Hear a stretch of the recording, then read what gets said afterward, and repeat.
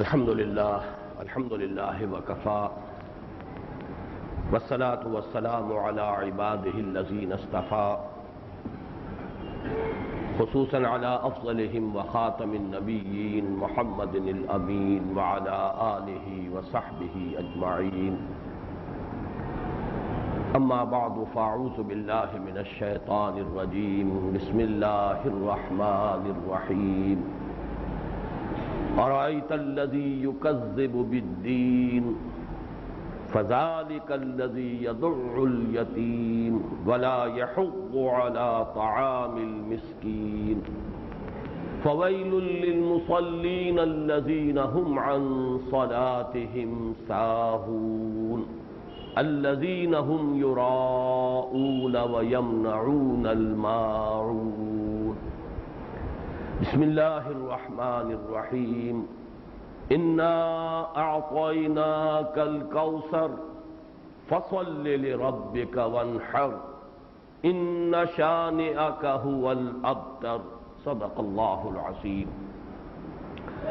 رب اشرح لی صدری ویسر لی امری واحلل عقدۃ من لسانی یفقهوا قولی اللهم ربنا الہمنا رشدنا واعذنا من شرور انفسنا اللهم ارنا الحق حقا وارزقنا اتباعه وارنا الباطل باطلا وارزقنا اجتنابه اللهم ارحمنا بالقرآن العظيم واجعله لنا اماما ونورا وهدى ورحمة اللهم ذكرنا منه ما نسينا وعلمنا منه ما جهلنا وارزقنا تلاوته آناء الليل وآناء النهار واجعله لنا حجة يا رب العالمين آمین۔ ہمارا جو یہ سلسلہ درس آج کل چل رہا ہے، اس کے ضمن میں جو حضرات پابندی سے شرکت کر رہے ہیں ان کو معلوم ہے کہ سب سے زیادہ زور میں ان صورتوں کے مابین جو ربط ہے اس پر دے رہا ہوں۔ جہاں تک ان صورتوں کے ترجمے کا تعلق ہے، میں نہیں سمجھتا کہ کوئی بھی صاحب شعور مسلمان ان کے ترجموں کو نہ جانتا۔ پھر خاص طور پر یہ 10 صورتیں جو ہیں جو سورۃ الفیل سے شروع ہو کر ختم ہوتی ہیں، پھر مصحف پر کے خاتمے پر جو سورۃ الناس ہے، یہ 10 صورتیں تو عام طور پر مغرب کی نماز میں پڑھی جانے والی صورتیں، یہ بہت مختصر صورتیں ہیں۔ اور تراویح میں بھی آپ نے دیکھا ہوگا جب ختم قرآن ہو چکا ہوتا ہے تو بقیہ دن جو ہے وہ انہی 10 صورتوں کے حوالے سے 10 رکعتیں، پھر 10 صورتوں کے حوالے سے انہی سے دہرا کر بقیہ 10 رکعتیں پوری کی جاتی ہیں۔ تو میں سمجھتا ہوں کہ جس شخص کا ذرا سا بھی دینی مزاج ہے اسے یہ 10 صورتیں تو یاد ہیں، اور ذرا سا بھی کوئی دینی ذوق بھی ہے تو ان کے ترجموں سے وہ واقف ہے۔ اصل شے جو ہے وہ یہ ہے کہ ان کا مصحف میں ربط کیا ہے۔ پہلی بات جو ہے آج کی ان 2 صورتوں کے بارے میں کہ قرآن حکیم کی اکثر و بیشتر صورتوں کے مابین جو نسبت زوجیت ہے یا بہنیں ہونے کا رشتہ ہے، یہ لفظ حدیث میں آیا ہے، اخوات۔ بعض صورتیں آپس میں بہنوں کا درجہ رکھتی ہیں، لیکن نسبت زوجیت یہ مولانا امین احسن اصلاحی صاحب کی اصطلاح ہے، اور یہ میں سمجھتا ہوں کہ صحیح ہے۔ زوجین کا تعلق یہی ہوتا ہے کہ 2 چیزیں جن کے مابین مشابہت بھی ہو اور ایک اعتبار سے وہ ایک دوسرے سے مختلف بھی ہو، بہی طور کے دونوں مل کر کسی مقصد کو پورا کر سکیں۔ تو اکثر و بیشتر صورتیں جو جوڑوں کی شکل میں ہیں ان کا مفہوم یہی ہے کہ ایک تو مضمون جو ہے اس میں مناسبت بہت ہوتی ہے، پھر یہ کہ وہ کسی ایک خاص پہلو سے ایک ہی تصویر کے 2 رخ، جس کو کہ ہم محاورے میں کہتے ہیں ایک ہی تصویر کے 2 رخ، تو گویا کہ ایک رخ ایک صورت میں آ جاتا ہے، دوسرا رخ دوسری صورت میں آتا ہے۔ تو یہ جو 2 صورتیں ہیں یہ بھی اس نسبت زوجیت یا باہمی بہنے ہونے کا جو تعلق ہے اس کے اعتبار سے بہت نمایاں ہے۔ اور ان میں جو اصل شے ہے کہ جو ان کو جوڑ رہی ہے وہ ایک تقابل ہے، موازنہ ہے، ایک تضاد کا مظاہرہ ہے کہ ایک طرف سیرت و کردار ہے سرداران قریش کی، یہ جو آغاز ہوا جیسا کہ میں عرض کر چکا ہوں یہ آخری 10 صورتوں میں سے خاص طور پر 8 صورتیں یہ تو سیرت النبی سے متعلق ہے، اور چونکہ بالکل ابتدائی دور کا معاملہ ہے اسی پہلو سے وہ سیرت کا جو ابتدائی مرحلہ ہے، آپ کے جو مکی دور کے ابتدائی ایام ہیں، ان میں جو مسائل پیدا ہوئے کہ جیسے ہی حضور صلی اللہ علیہ وسلم نے دعوت شروع کی، اور دعوت میں ابتداء اہم ترین نقطہ یہی تھا انذار آخرت، آگاہ ہو جاؤ، ایک دن آئے گا کہ تم سب دوبارہ اٹھائے جاؤ گے، زندہ کیے جاؤ گے، اور تمہارا حساب کتاب ہوگا جس کے نتیجے میں جزا و سزا ہوگی۔ واللہ لتموتن کما تنامون ثم لتبعثن کما تستيقظون ثم لتحسبن بما تعملون ثم لتجزون بالاحسان احسانا وبالسوء سوءا وانها لجنۃ ابدا او لنار ابدا۔ خدا کی قسم تم سب مر جاؤ گے جیسے روزانہ رات کو سو جاتے ہو، اور پھر اٹھا لیے جاؤ گے جیسے روزانہ صبح کو بیدار ہو جاتے ہو، پھر تمہارا حساب کتاب ہوگا لازماً، پھر تمہیں بدلہ ملے گا لازماً، بھلائیوں کا بھلا بدلہ، برائیوں کی بری سزا۔ اور وہ بھلا بدلہ کیا ہے؟ وہ جنت ہے ہمیشہ ہمیشہ کے لیے، اور بری سزا کیا ہے؟ جہنم ہے ہمیشہ ہمیشہ کے لیے۔ تو جب یہ دعوت شروع ہوئی تو ایک دم کھلبلی بچ گئی۔ ایک یوں سمجھیے کہ وہ بجلی کا کڑکا تھا یا صوت ہادی، عرب کی زمین جس نے ساری ہلا دی، تو مکے کی سرزمین تو فوراً ہل گئی، یہ کیا کہہ رہے ہیں محمد صلی اللہ علیہ وسلم۔ اور سب سے پہلے مخالفین نے اسی جزا و سزا کا انکار کیا۔ یہ نوٹ کر لیجئے کہ حضور کی دعوت میں توحید بھی تدریجاً بعد میں اس کے پہلو نمایاں ہونے شروع ہوئے۔ بنیادی اور ابتدائی نقطہ انذار آخرت کا ہے، جس سے وہ ہلچل مچی ہے۔ عما يتساءلون عن النبأ العظیم الذی هم فیہ مختلفون کلا سیعلمون ثم کلا سیعلمون۔ اور یہ میں عرض کر چکا ہوں کہ ان صورتوں سے پہلے جو 6 صورتیں ہیں سورۃ الزلزال سے لے کر سورۃ الہمزہ تک، ان پر یہ انذار اپنے منطقی انتہا کو بھی پہنچ چکا اور اختتام کو بھی پہنچ چکا۔ بقیہ یہ 10 صورتیں اصل میں سیرت کے مختلف پہلو ہیں۔ ان سیرت کے مختلف پہلوؤں میں جیسا کہ میں نے عرض کیا کہ جو ایک فضا پیدا ہو گئی مکے میں، ایک طرف مکذبین ہیں، جھٹلا رہے ہیں، نہیں ہے ہاتھ لما توعدون، انہونی بات ہے جو محمد کر رہے ہیں۔ اذا متنا وکنا ترابا، جب ہم مر جائیں گے مٹی ہو جائیں گے پھر اٹھا لیے جائیں گے۔ انا لمبعوثون اب آباؤنا الاولون، کیا ہمیں اٹھا لیا جائے گا اور ہمیں پچھلے آباء و اجداد کو جنہیں مرے کھپے ہوئے بھی سینکڑوں برس بیت گئے وہ بھی اٹھا لیے جائیں گے؟ انہونی بات ہے، ناممکن ہے۔ یہ تو صرف ایک دھوس یہ جما رہے ہیں، کوئی حقیقت اس کی نہیں۔ ایک طرف وہ تھے اور ایک طرف محمد الرسول اللہ صلی اللہ علیہ وسلم، اور جو بھی ابھی خال ایک دو کر کے جو آپ کے دامن میں آ رہے تھے، ابو بکر آ گئے، علی آ گئے، حضرت خدیجہ آ گئی، حضرت زید آ گئے، پھر عشرہ مبشرہ میں سے باقی آئے، جمع ہو گئے، پھر اور آ رہے ہیں۔ تو یہ ایک کشاکش ہے کہ جو اس سرزمین میں شروع ہو چکی تھی۔ اس میں ان دونوں صورتوں میں وہ جو ایک اصول ہے، عربی میں اس کو یوں بیان کیا جاتا ہے تعرف الاشیاء بازدادها، اشیاء کی معرفت حاصل ہوتی ہے ان کے جو مخالف اور متضاد چیزیں ہیں ان کے حوالے سے۔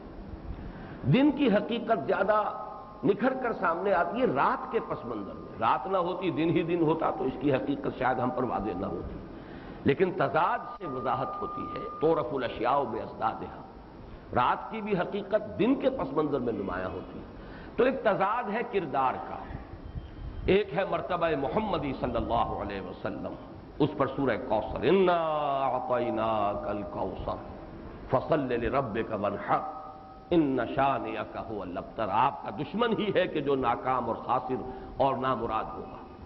دوسری طرف پہلی سورت سورہ معون، اس میں کردار دکھا دیا کہ جو جھٹلا رہے ہیں جزا و سزا کو، کیا تم نے دیکھا نہیں جو جھٹلاتے ہیں جزا و سزا کو، کیا وہی نہیں ہے کہ جو دھکے دیتے ہیں یتیموں کو اور مساکین کو، محتاجوں کو کھانا خود تو کیا کھلائیں گے، دوسروں کو بھی ترغیب دینے کو تیار نہیں، جن کا حال یہ ہے کہ وہ اپنی نمازوں سے غافل ہو چکے، نمازیں ضائع کر چکے، اور جو اگر کوئی نیکی کرتے بھی ہیں، خواہ وہ نماز کی ہو، خواہ غریبوں کو کھانا کھلانا ہو، تو وہ ریاکاری کے لیے، الذین هم یراؤون ویمنعون الماعون، اور ان کی پستی اخلاق کا عالم یہ ہے کہ وہ عام استعمال کی چیزیں جو عام طور پر ایک دوسرے سے مانگ لی جاتی ہیں ان کے ضمن میں بھی بخیل واقع ہوئے۔ یہ 6 آیات جو ہیں ان میں در حقیقت ان کا کردار دیکھ لو، ابو جہل کو دیکھ لو، ولید بن مغیرہ کو، اتنا بڑا رئیس لیکن اس کے اندر یہ اوصاف موجود ہیں، دیکھ لو اخنس ابن شریح کو، دیکھ لو عقبہ ابن ابی معیط کو،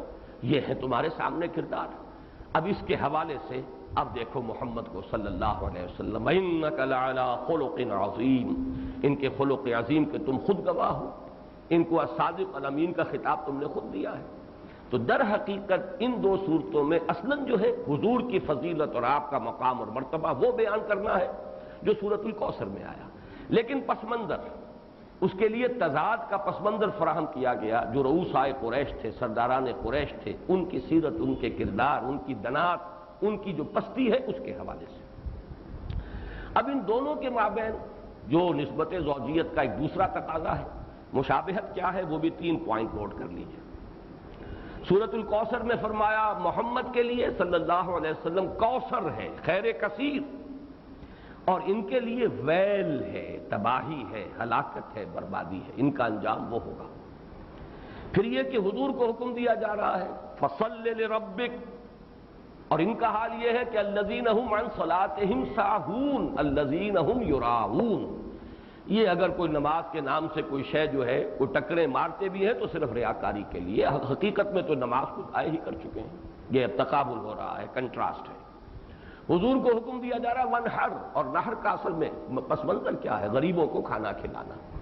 یہ ذہن میں رکھیے کہ اہل مکہ اور آس پاس کے لوگوں کا جو ہمارے ہاں کا اسٹیپل فوڈ کا تصور ہے کہ وہ گیہوں ہو، چاول ہو، ان کے ہاں اصل فوڈ گوشت تھا۔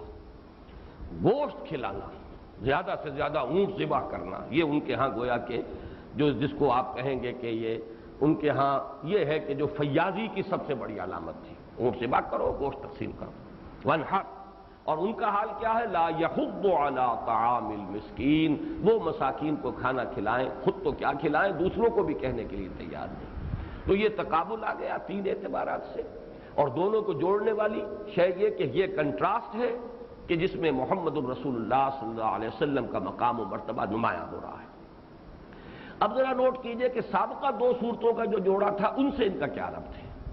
سورۃ الفیل، سورۃ القریش، اس میں در حقیقت یہ یوں سمجھیے کہ پہلی صورت میں خانہ کعبہ کی عظمت بیان ہوئی، یہ ہمارا وہ گھر ہے جس کو ہم نے معجزانہ طریق پر بچایا، تمہاری اپنی یادداشت ہی کا دور ہے وہ۔ حضور کا یوم پیدائش 50 دن پہلے جو ہے، حضور 50 دن بعد حضور پیدا ہوئے ہیں اس واقعہ فیل کے، تو گویا کہ بہت سے لوگ ایسے موجود تھے کہ جو چشمدید گواہ تھے۔ کتنا بڑا طوفان آیا تھا، 60,000 کا لشکر، یعنی اس زمانے کے حساب سے ان امیجینیبل ہے۔ حضور صلی اللہ علیہ وسلم کے زمانے میں سب سے بڑا لشکر جو کفار کا جمع ہوا تھا مسلمانوں کے سرکوبی کے لیے، وہ 12,000 کا لشکر تھا غزوہ خندق میں، جس میں سب کے سب آ گئے تھے، جنوب سے بھی، شمال سے بھی، مشرق سے بھی، تمام قبائل کی قوت، یہود بھی آ گئے، سب آ گئے، اور وہ 12,000۔ تصور کیجئے اس سے 5 گنا لشکر 60,000، جس میں ہاتھی جیسی شے بھی موجود، جو اکثر و بیشتر تو اس علاقے کے لوگوں نے دیکھی نہیں ہوگی، یہ کیا بلا چلی آ رہی ہے، یہ کوئی شرمن ٹینک ہے یا کیا مصیبت ہے، اس کے مقابلے کا کوئی تصور کیا کر سکتا ہے۔ لیکن یہ کہ ہم نے چڑیوں کے ذریعے سے، پرندوں کے ذریعے سے، اور ان کے چونچوں میں اور ان کے پنجوں میں کنکریاں دے کر ہم نے بھیجا ہے، جنہوں نے بلٹس کا کام کیا، اور بلٹس بھی وہ جو اسٹیرائل نہیں تھے بلکہ انفیکشن پیدا کرنے والے تھے، تعاون کا مرض اس کے ذریعے سے پیدا ہوا ہے، اور وہ بھس بن کر رہ گئے۔ جیسے کوئی جانور جو ہے کھانے کے بعد چارہ اور پھر جگالی کرے تو اس میں سے جو کچھ گر جاتا ہے ادھر ادھر، اس طرح کی حالت اس پورے لشکر کی ہو کر رہ گئی۔ اکثر و بیشتر وہیں کھیت رہے، اور جو بقیہ ہیں وہ جا کر اگر پہنچے بھی ہیں، خود ابرہہ جو ہے واپس پہنچ کر یمن میں، اور وہ پھر ہلاک ہوا ہے، جسم پھٹا ہوا، پھوڑے نکلے ہوئے سال میں پہنچا۔ تو سورۃ الفیل کا مضمون یہ تھا۔ سورۃ القریش کا کیا تھا؟ تمہیں چاہیے ہے قریش کہ تم اس گھر کے رب کی پرستش کرو، تم نے بٹا لگا دیا اس کی حرمت کو، تم نے یہاں بت خانہ بنا کر رکھ دیا ہے، 360 بت جمع کر دیے ہیں، تمہیں تو یہاں تمہارے جد امجد جو ہیں ابراہیم، انہوں نے یہاں آباد کیا تھا، کس لیے؟ ربنا انی اسکنت من ذریتی بواد غیر ذی زرع عند بیتک المحرم ربنا لیقیموا الصلاۃ، تمہیں اس لیے یہاں جمع کیا گیا، یہ توحید کا مرکز تھا، یہ اللہ کا گھر ہے، تم نے اس کی حرمت کو بٹا لگایا، اس کی عظمت کو جو ہے تم نے گدن پہنچایا، تمہیں چاہیے کہ اب بھی باز آ جائے۔ یہ پس منظر ہے عرب کا، اور اس میں اب یہ صورتیں جو ہیں ان کے حوالے سے کہ گویا کہ اعلان ہو رہا ہے کہ اب قریش کی، یہ کفار اور مشرکین قریش کی سیادت اور قیادت ختم ہو رہی ہے، اب جو حرمت کعبہ ہے اور عظمت کعبہ ہے اس کا احیاء، اس کی تجدید، ریسٹوریشن جسے آپ کہیں گے، کہ اسے ریسٹور کیا جائے اس کے اصل مقام پر، وہ مقام جس کو کہا گیا تھا ان طہر بیتی للطائفین والعاکفین والرکع السجود۔ اب محمد اور ان کے ساتھی صلی اللہ علیہ وسلم رضی اللہ تعالی عنہم اجمعین اب اس کعبے کی اصل حرمت کو ریسٹور کریں گے، اس کی اصل عظمت کو بحال کریں گے، اب پھر اسے صاف کر دیں گے تمام ظاہری اور معنوی نجاستوں سے۔ یہ تصویریں جو تم نے لا کے رکھ دی ہیں اور یہ مجسمے جو یہاں پر جمع کر دیے اور بت بنا دیے، ان سب سے پاک کر دیا جائے۔ تو گویا کہ یہ دو صورتیں اور وہ دو صورتیں بھی آپس میں مربوط ہو گئیں۔ وہ پس منظر ہے قریش کا تاریخی، عظمت خانہ کعبہ کی، قریش کی گمراہی، شرک کا جو انہوں نے نظام اختیار کیا، اس میں پہلی صورت میں پھر قریش کی دنات اور پستی جو ان کے کردار میں در آئی، اور پھر یہ کہ اب اس عظمت کعبہ کی احیاء اور تجدید کا کام محمد الرسول اللہ صلی اللہ علیہ وسلم کے ذریعے سے ہوگا، اس لیے کہ اب اس کی تولیت تم سے چھین کر ان کو دے دی گئی۔ محمد اور اس کے امتی صلی اللہ علیہ وسلم وہ اب ہمیشہ کے لیے متولی ہوں گے اس گھر کے۔ یہ ان چار سوروں کے درمیان باہمی ربط جو ہے وہ قائم ہوا۔ ان میں سے ان سورتوں کا جو مجموعی جو ہے سورہ معون اور سورہ کوثر کا جو مضمون ہے، اس کا ایک تقابل کیجئے، جیسا کہ میں پہلے بھی عرض کرتا رہا ہوں کہ یہ آخری پارے کی جو سورتیں یہ آپس میں بھی ان کا ایک بڑا رشتہ قائم ہوتا ہے مضمون کے اعتبار سے۔ اس میں ایک تو سورہ نون یا سورہ قلم جو 29ویں پارے کی دوسری صورت ہے، اس میں جو مضامین آئے ہیں گویا کہ یہ دو صورتیں انہی مضامین کی وضاحت کر رہی ہیں۔ وہاں آپ کو یاد ہوگا کہ شروع میں سورہ نون میں نون والقلم وما یسطرون کے بعد 3 آیتوں میں حضور کی شان بیان ہوئی۔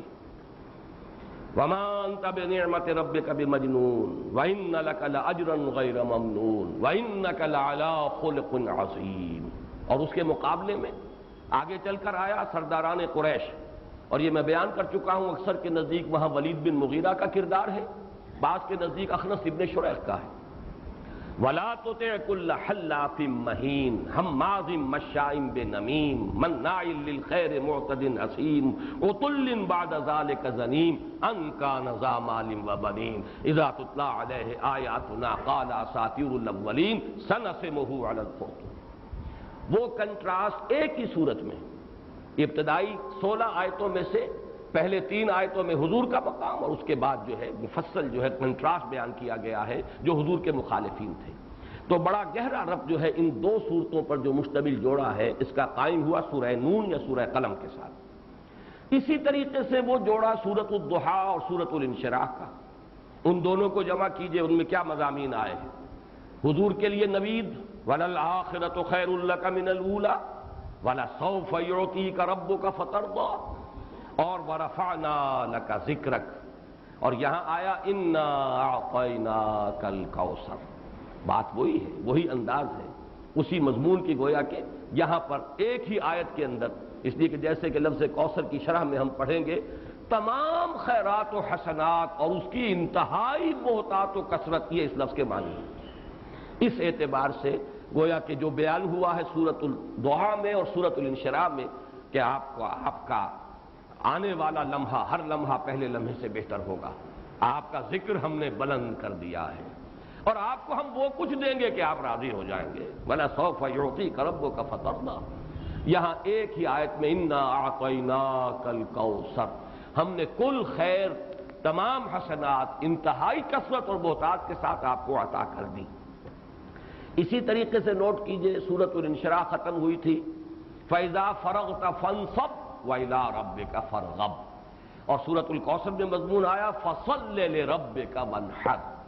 اس طریقے سے ان 3 صورتوں کے ساتھ یہ ان 3 مقامات جو ہے اس آخری گروپ کے ان سے یہ صورتوں کا جوڑا جو ہے یہ آپس میں مربوط ہے۔ اب اس کے بعد آئیے سورۃ الماعون۔ أَرَأَيْتَ الَّذِي يُكَذِّبُ بِالدِّينِ فَذَلِكَ الَّذِي يَدُعُّ الْيَتِيمَ۔ پہلے ترجمہ کر لیجئے، ارایتا، کیا تو نے دیکھا، اور مراد کیا ہے؟ رویت دونوں چیزوں کے لیے آتی ہے، رویت ظاہری، رویت معنوی۔ رویت معنوی ہی سے لفظ رائے بنا ہے، میری رائے یہ ہے۔ یہ بھی تو انسان دل کے اندر کوئی چیز دیکھتا ہے، وہ رویت باطنی ہے، رویت قلبی ہے۔ گویا کہ دونوں میں یہاں معنی جو ہے مراد ہے، تم نے دیکھا اور تم نے غور کیا، ان کی سیرت و کردار کا تجزیہ کیا۔ ارایت الذی یکذب بالدین، جو جھٹلا رہا ہے دین کو، جزا و سزا کا منکر ہے. وضاحت میں بعد میں کروں گا، ابھی صرف ترجمہ کر لیجیے. فَذَلِكَ الَّذِي يَدْعُو الْيَتِيمَ. اب ذرا غور کرو، وہی تو ہے جو یتیموں کو دھتکارتا ہے. وَلَا يَحُضُّ عَلَىٰ طَعَامِ الْمِسْكِينِ، اور محتاجوں مسکینوں بھوکوں کو کھانا کھلانے پر کسی دوسرے کو بھی ترغیب دینے کے لیے آمادہ نہیں. فَوَيْلٌ لِّلْمُصَلِّينَ، تو ہلاکت اور بربادی اور تباہی ہے ان نمازیوں کے لیے. المصلین یا تو یہ کہ الذین هم یراؤون کے ساتھ جوڑا جائے گا، یا یہ کہ خاص طور پر محمود ذہنی کے اعتبار سے وہ جو اس وقت قریش نے نماز قائم کیا ہوا تھا، نظام قائم کیا ہوا تھا نماز کا. الذین هم عن صلاتهم ساہون، جو اپنی نمازوں سے بالکل غافل، اس کی حقیقت سے غافل، اس کے مقصد سے غافل، پھر نمازوں کے تارک جو چھوڑ چکے ہیں اس کو. الذین هم یراؤون، کوئی خیر کوئی نیکی اگر ہے بھی تو ریاکاری، ریا اور سمعہ، دکھاوے کے لیے، بڑائی کے لیے. سخاوت کے اگر کوئی دریا بہاتے ہیں کبھی تو اس میں بھی سوائے اس کے کہ اپنی اظہار ہے اور اپنی شخصیت کا جو ترفع ہے کرنا چاہتے ہیں لوگوں کی نگاہوں میں کہ ڈنکے بج جائیں ان کی سخاوت کے. وَيَمْنَعُونَ الْمَاعُونَ، اور حقیقت یہ ہے کہ ان کا کردار اتنا پست ہے. معون حقیر سی چیز جو عام طور پر بھی گھروں میں ایک دوسرے سے لے کر استعمال کر لی جاتی ہے، اس کو بھی وہ دینے پر آمادہ نہیں، روک کر رکھتے ہیں. اس سورہ مبارکہ کا خاص طور پر تعلق مضمون کے اعتبار سے بحیثیت مجموعی جڑتا ہے 3 صورتوں سے. سورۃ العلق کی 3 آیات آپ کو یاد ہوگا، میں نے عرض کیا تھا آیت نمبر 6، 7 اور 8. ایمان بالآخرت کے موضوع پر جہاں تک فلسفے کا تعلق ہے وہ 3 آیتیں بہت اہم ہیں، بڑی بنیادی ہیں، بہت جامع ہیں. کلا ان الانسان لیطغی، کوئی نہیں، یہ واقعہ ہے، حقیقت ہے، انسان سرکشی پر، تعدی پر، ظلم پر آمادہ ہو ہی جاتا ہے. کیوں ہو جاتا ہے؟ الراہ استغنا، دیکھتا ہے اپنے تئیں آزاد، کوئی پکڑ نہیں. میں نے جھوٹ بولا، زبان پر چھالا بھی نہیں پڑا، کچھ بھی نہیں ہوا، جھوٹ بول دیا میں نے جھوٹا حلف اٹھا لیا، کچھ نہیں ہوا، نہ میرا ہاتھ ٹوٹا، نہ میرے پہ کوئی اور شامت آئی. حرام کھایا میں نے، خوب کھایا، رچ گیا، پچ گیا، جسم کا جز بن گیا، دنیا میں عزت ہو گئی. میں نے یتیم کا مال تک ہڑپ کر لیا، میرے پیٹ میں کوئی تکلیف تک نہیں ہوئی. یہ ہے استغنا، کہ اس دنیا میں جو مورل لا ہے، اخلاقی قانون، وہ نافذ نہیں ہے. اس کے تو نتائج نکلیں گے آخرت میں. اگر کوئی نکلتا بھی ہے تو بہت جزوی، محدود سا نتیجہ نکل آتا ہے. ٹھیک ہے، بہت کوئی بدکاری ہو رہی ہے، سفلس ہو جائے گی یا کچھ اور گنوریا ہو جائے گا، لیکن یہ بھی سب کو نہیں، پھر اس کا بھی علاج ہو جائے گا، اس کے بھی پھر بڑے جو ہے پیشگی اہتمام بھی ہو جائیں گے، اور بچاؤ کے ٹیکے بھی اور بچاؤ کا سامان ہو جائے گا. اصل جو سزا ہے وہ تو وہاں ملنی ہے. دارالجزا وہ ہے، یہ دارالامتحان ہے. تو دارالامتحان میں تو پھر آزادی ملتی ہے. تو جب انسان اپنے آپ کو آزاد دیکھتا ہے تو سرکش ہو جاتا ہے.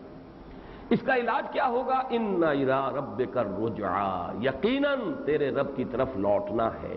یہ یقین اگر دل میں قائم ہو جائے تو گویا کہ سیلف سینسر ہو جائے گا انسان کے اپنے باطن میں. یہ کرنا چاہیے، یہ نہیں کرنا چاہیے، جواب دہی کرنی ہے، رب کے حضور میں جانا ہے، کھڑے ہونا ہے.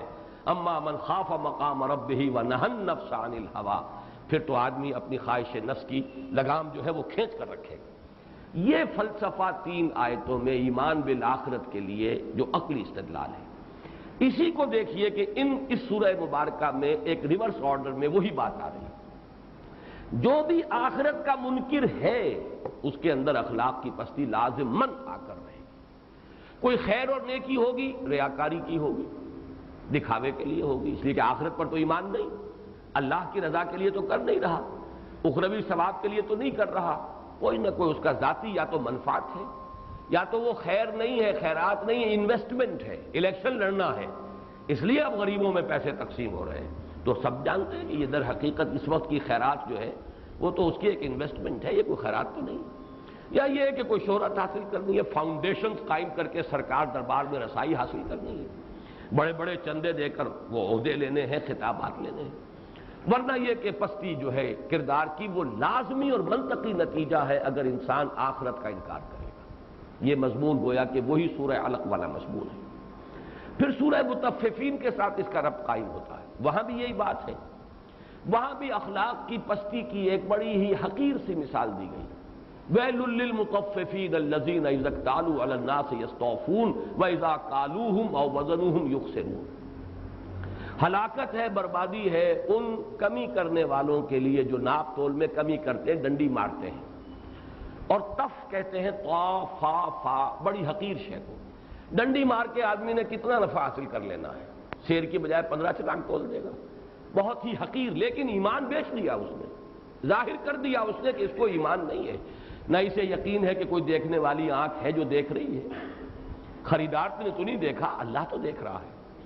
اسی طریقے سے اسے یقین نہیں ہے کہ آخرت میں حاضر ہونا، جواب دہی کرنی ہے۔ اسی لیے فرمایا ویل للمطففین الذین اذا اکتالوا علی الناس یستوفون واذا کالوہم او وزنوہم یخسرون الا یظن اولئک انہم مبعوثون لیوم عظیم یوم یقوم الناس لرب العالمین۔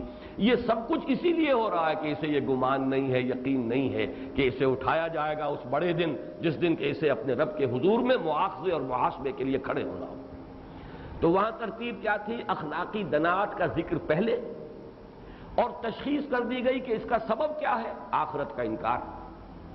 یہاں آخرت کے انکار سے بات شروع ہوئی، ارایت الذی یکذب بالدین، اور اس کا نتیجہ ظاہر کر دیا۔ اس کا نتیجہ ہے اخلاق کی پستی اور دناعت۔ فذلک الذی یدعو الیتیم ولا یحض علی طعام المسکین فویل للمصلین الذین هم عن صلاتهم ساہون الذین هم یراؤون ویمنعون الماعون۔ اور تیسری صورت جس سے تو ایسا محسوس ہوتا ہے کہ جیسے ایک سوال جو اختتام پر آیا ہے سورۃ التین کے، سورۃ التین کے آخر میں فما یکذبک بعد بالدین الیس اللہ باحکم الحاکمین، پھر کون ہے یا کیا ہے جو تمہیں جزا و سزا کے انکار پر آمادہ کرتا ہے؟ کیا اللہ تمام حاکموں سے بڑا حاکم نہیں ہے؟ یہ جو سوال ہے جس پر ختم ہوئی سورۃ التین، گویا کہ اس کا جواب ارایت الذی یکذب بالدین، دیکھا تم نے جو جزا و سزا کا انکار کرتے ہیں، ذرا ان کے کردار کا مشاہدہ کر لو، ان کی شخصیتیں خود بول رہی ہیں، کتنی بودی شخصیتوں کی یہ لوگ حامل ہیں۔ تو ان تین صورتوں کے ساتھ ان کا ایک خصوصی ربط ہوا۔ اب آئیے اس میں جو چند الفاظ آئے ہیں ان پر ہم ذرا تفصیل سے غور کریں۔ ارایت الذی یکذب بالدین، رویت میں دو بیان کر چکا، رویت بصری آنکھ سے دیکھنا، رویت قلبی دل سے دیکھنا کسی چیز کی حقیقت کو۔ اہل نظر ذوق نظر خوب ہے، لیکن جو شے کی حقیقت کو نہ دیکھے وہ نظر کیا؟ تو شے کی حقیقت کو تو یہ آنکھ نہیں دیکھتی، تو وہ تو دل کی آنکھ دیکھتی ہے۔ جیسے کہ حضور کی دعا ہے رب ارنی حقیقت الاشیاء کما ہی، اے اللہ مجھے تو اشیاء کی حقیقت دکھا۔ ظاہر تو سبھی دیکھ رہے ہیں، کتا بلی بھی دیکھ رہا ہے، ظاہر جو ہے وہ تو سب کے سامنے ہے، یہ ہاتھی چلا آ رہا ہے، یہ بکری ہے، یہ کار چلی آ رہی ہے، یہ ٹانگا ہے، یہ تو کتے بلی نے بھی دیکھ لیا، مجھے تو حقائق دکھا۔ حقیقت الاشیاء کما ہی، اشیاء کی اصل حقیقت۔ تو رویت ارایت الذی یکذب بالدین، اس میں تعجب کا انداز بھی ہے اور اس میں گویا کہ توجہ دلائی جا رہی ہے، دیکھو ان کو جو جزا و سزا کے منکر ہیں، ان کے کردار پر غور کرو، ان کے ظاہری ٹھاٹ باٹ سے دھوکہ نہ کھاؤ۔ ابھی انہیں سرداری حاصل ہے، سیادت حاصل ہے، قیادت حاصل ہے، یہ چودھری ہیں، ان کے ہاتھ میں طاقت ہے، مکے کی حکومت ہے، محمد یوں سمجھیے کہ ابھی ان کے کوئی ساتھی نہیں، بدا الاسلام غریبا وسیعود بدا کما فطوبى للغرباء، ابھی کوئی جمعیت نہیں، کوئی طاقت نہیں، لیکن یہ ہے کہ حقیقت کو دیکھو گے تو اصل عظمت اور اصل عزت اللہ کے لیے ہے، اس کے رسول کے لیے اور اہل ایمان کے لیے۔ ولکن المنافقین لا یعلمون، اگرچہ کہ منافقین کو اس کا علم حاصل نہ ہو، کافروں کو اس کی حقیقت جو ہے وہ معلوم نہ ہو۔ تو یہ گویا کہ دونوں رویتیں یہاں پر مراد ہیں، رویت ظاہری دیکھ لو یہ جھٹلانے والے، اور ان کی حقیقت دیکھ لو کہ ان کا کردار کیا ہے، ان کی سیرت کیا ہے۔ الذی، اس سے دونوں چیزیں مراد ہو سکتی ہیں، یا تو کوئی معین شخص، چنانچہ رائے ہے اس میں کچھ حضرات کے نزدیک اس میں اخنس ابن شریق ہے، ولید ابن مغیرہ ہے، بعض نے ابو جہل کا نام لیا ہے، تو الذی سے معین شخص بھی مراد ہو سکتا ہے۔ اور خاص طور پر ایک واقعہ بھی نقل کیا گیا ہے کہ ایک یتیم تھا جس کا ولی تھا ابو جہل، لیکن یہ کہ اس کا مال سارا ہڑپ کر گیا تھا، وہ یتیم بہت ہی برے حال میں، بالکل عریاں، لباس بھی اس کے پاس نہیں تھا۔ وہ قریش کے سرداروں کے پاس فریادی بن کر آیا کہ یہ میرے ولی نے، ابو جہل نے میرا یہ حشر کیا ہے، کوئی میرا مال اس سے کوئی لے کر دے۔ تو سب نے استہزاءً حضور کی طرف اشارہ کر دیا، تماشا دیکھنا چاہتے تھے ذرا کہ یہ کیا ہو، کہ وہ ہے، وہ دلا سکتے ہیں تمہارا حق ابو جہل سے، ہم تو نہیں دلا سکتے، ہماری تو اس کے سامنے پیش نہیں جاتی، ہاں وہ ہے وہ یتیم بیچارہ، اسے کیا پتا یہ استہزاء کر رہے ہیں، مذاق کر رہے ہیں۔ وہ چلا گیا حضور کے پاس جا کر اس نے وہی فریاد کی، آپ فوراً اٹھ کھڑے ہوئے، ساتھ گئے، ابو جہل سے کہا کہ اس کا مال اس کے حوالے کرو، اور بے چون و چرا ابو جہل نے حضور کے حکم پر عمل کیا۔ پھر لوگوں نے کہا لو یہ تو صحابی ہو گیا، یہ بھی گیا، محمد کا حکم اس نے مانا صلی اللہ علیہ وسلم۔ اس نے آ کر کہا کہ مجھے تو ایسا محسوس ہوتا تھا کہ میرے تکے بوٹی ہو جائیں گے اگر میں نے یہ کام نہ کیا، ایسی دہشت مجھ پر طاری ہوئی ہے، میں اس کے سوا کوئی چارہ کار نہیں تھا میرے لیے کہ میں ان کے حکم کی تعمیل کروں۔ بہرحال یہ معین اشخاص بھی ہو سکتے ہیں مراد، لیکن وہی جو اصول ہے تفسیر کا کہ الاعتبار لعموم اللفظ لا لخصوص السبب، اگر کسی شخص معین کے بارے میں یہ آیات نازل ہوئی بھی ہو تب بھی جو اس کے الفاظ کے اندر مضمون کا عموم ہے اس کو پیش نظر رکھنا چاہیے۔ تمام منکر جو ہیں آخرت کے، اگر ان کے کردار کا جائزہ لوگے تو وہ یہی ہوگا، یکذب بالدین، جو جھٹلاتے ہیں دین کو۔ یہ دین کیا ہے؟ اس کی لغوی اصل کچھ اور ہے، اصطلاحی مفہوم کچھ اور ہے۔ یہ بات آپ کے علم میں ہے کہ لغوی اور اصطلاحی مفاہیم میں بہت کافی فرق ہوتا ہے، اگرچہ کوئی نہ کوئی ربط و تعلق تو ہوگا۔ ایک زبان کا ایک لفظ ہے، اس زبان کے اندر اس لفظ کا اصل لغوی مفہوم کیا ہے، اس کی اصل کیا ہے، پھر یہ اس سے پک اپ کیا گیا، اس کو چوز کیا گیا اور کسی خاص سائنس کے لیے اس کو اصطلاح بنا دیا گیا، تب اس کی ڈیفینیشن ہوگی کہ اس لفظ سے مراد اس سائنس میں یہ ہے۔ اس اعتبار سے دین کا لفظ بھی ہے، اور دین ایک ہے اس کا تکمیلی مفہوم، اصطلاحی مفہوم۔ اگلی جو صورت آئے گی جو انشاءاللہ اب ہم جو غالباً 8 تاریخ کو ہم پڑھ سکیں گے، اس لیے کہ اگلے جمعے میں بھی میں یہاں نہیں ہوں، اگلا ہفتہ بھی نکل جائے گا، درس نہیں ہوگا۔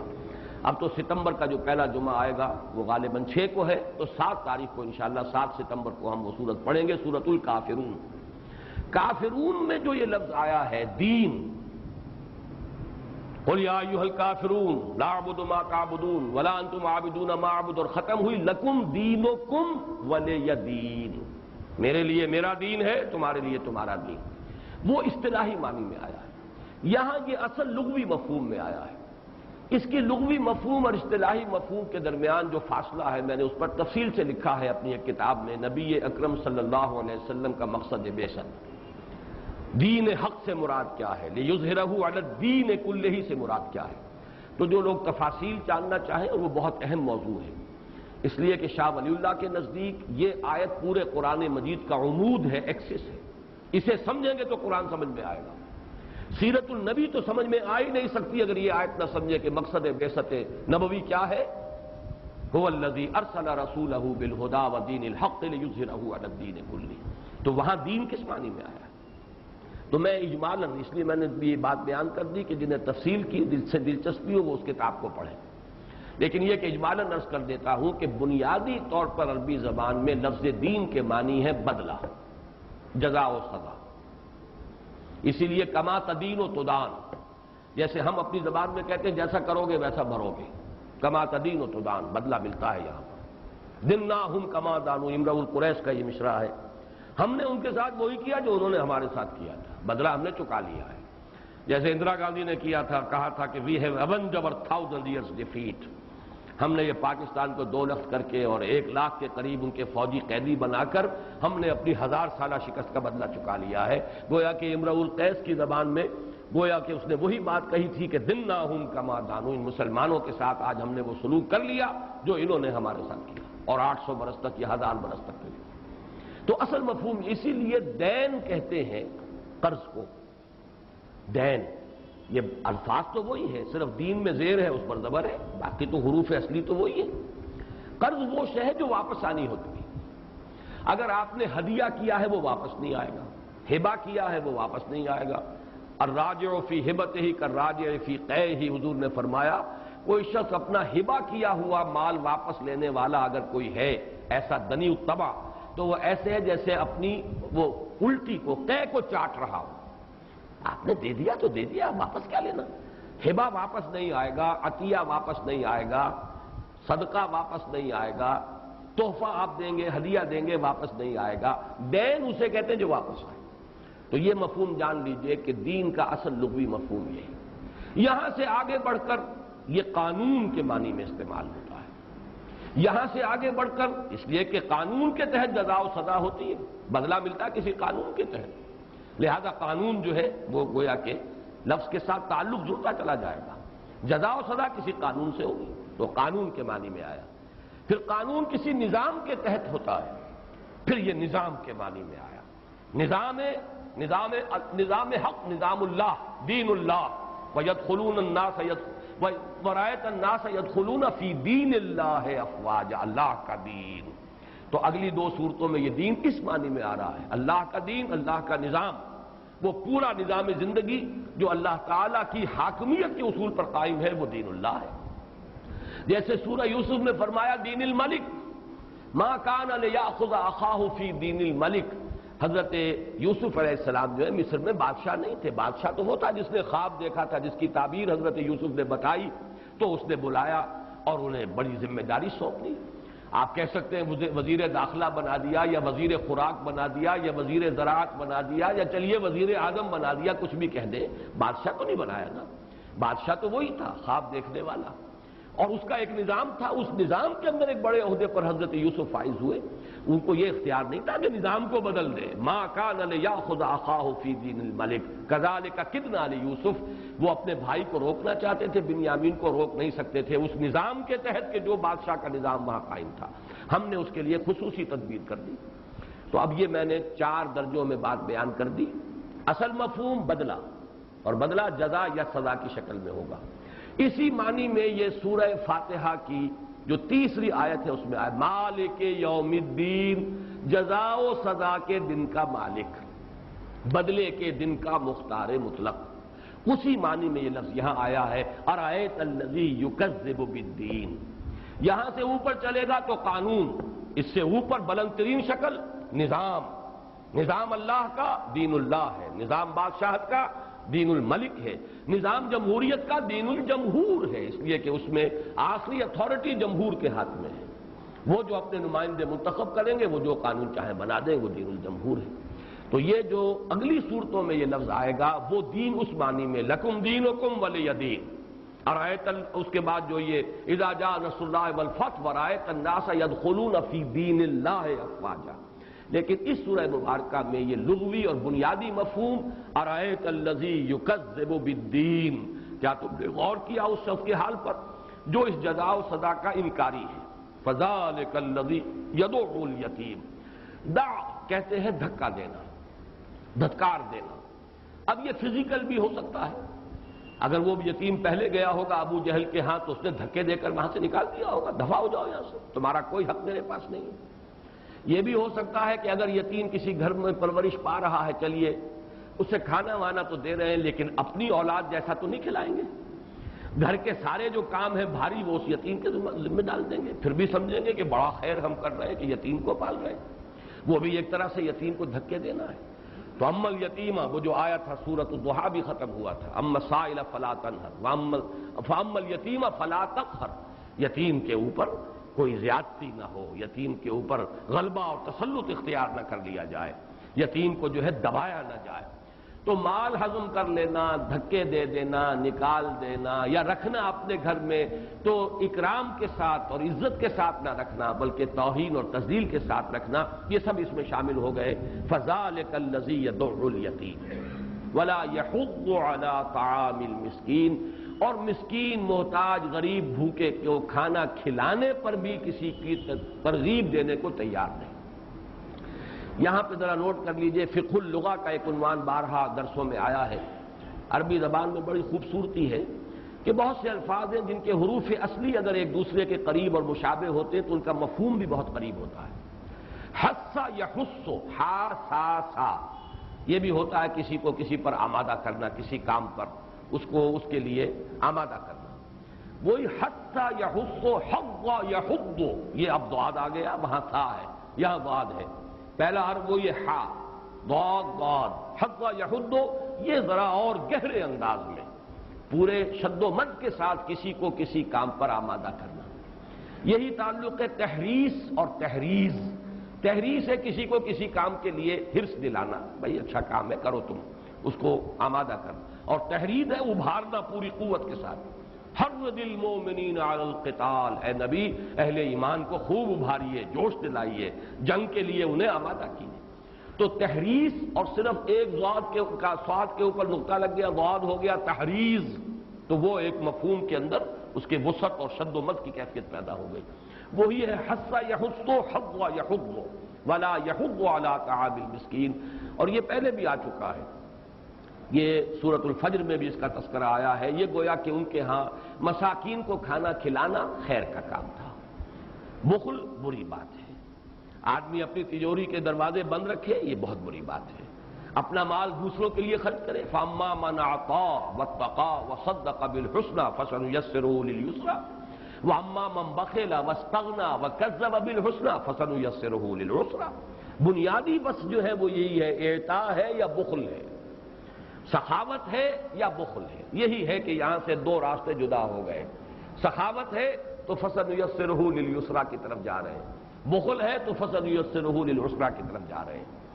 اور اس میں گویا کہ ایک نفسیاتی بات بھی آ گئی، خود تو کیا کھانا کھلائیں گے، دوسروں کو بھی کہنے کو تیار نہیں۔ یہ بات سمجھ میں آتی ہے؟ اگر آپ کسی سے کہیں گے، وہ پلٹ کر آپ سے کہے گا تم مجھ سے زیادہ دولت مند ہو، تم کیوں نہیں کھلاتے؟ تو اس سے بہتر یہ جینٹل مین ایگریمنٹ جو ہے وہ یہی ہونا چاہیے، شریفانہ معاہدہ، نہ میں تمہیں کہتا ہوں نہ تم مجھے کہو۔ یہ گویا کہ ولا یحض علی طعام المسکین میں بجائے اس کے کہ وہ کھانا نہیں کھلاتے، بلکہ یہ کہ انہوں نے کہا وہ کھلانے پر کسی کو آمادہ بھی نہیں کرتے، گویا کہ اسی اندیشے سے کہ کہیں پلٹ کر اس سے نہ کہہ دیا جائے کہ تم کھلاؤ۔ فَوَيْلٌ لِّلْمُصَلِّينَ، ویل کے لفظ پر بہت مرتبہ گفتگو ہو چکی ہے۔ تو ویل کا معنی ویل لِّكُلِّ ہُمَزَةٍ لُمَزَةٍ، ابھی دو صورتیں پہلے وہ صورت آئی تھی، اس کے معنی بھی ہلاکت، بربادی، تباہی۔ وے لکا، وے یہ ہے کلمہ کسی پر حسرت اور افسوس، اور لکا تیرے لیے، حسرت ہے تیرے لیے، تو یہ کاف اس میں سے نکل گیا، لفظ بن گیا ویل۔ ویل لِّكُلِّ ہُمَزَةٍ لُمَزَةٍ، ویل للمصلین۔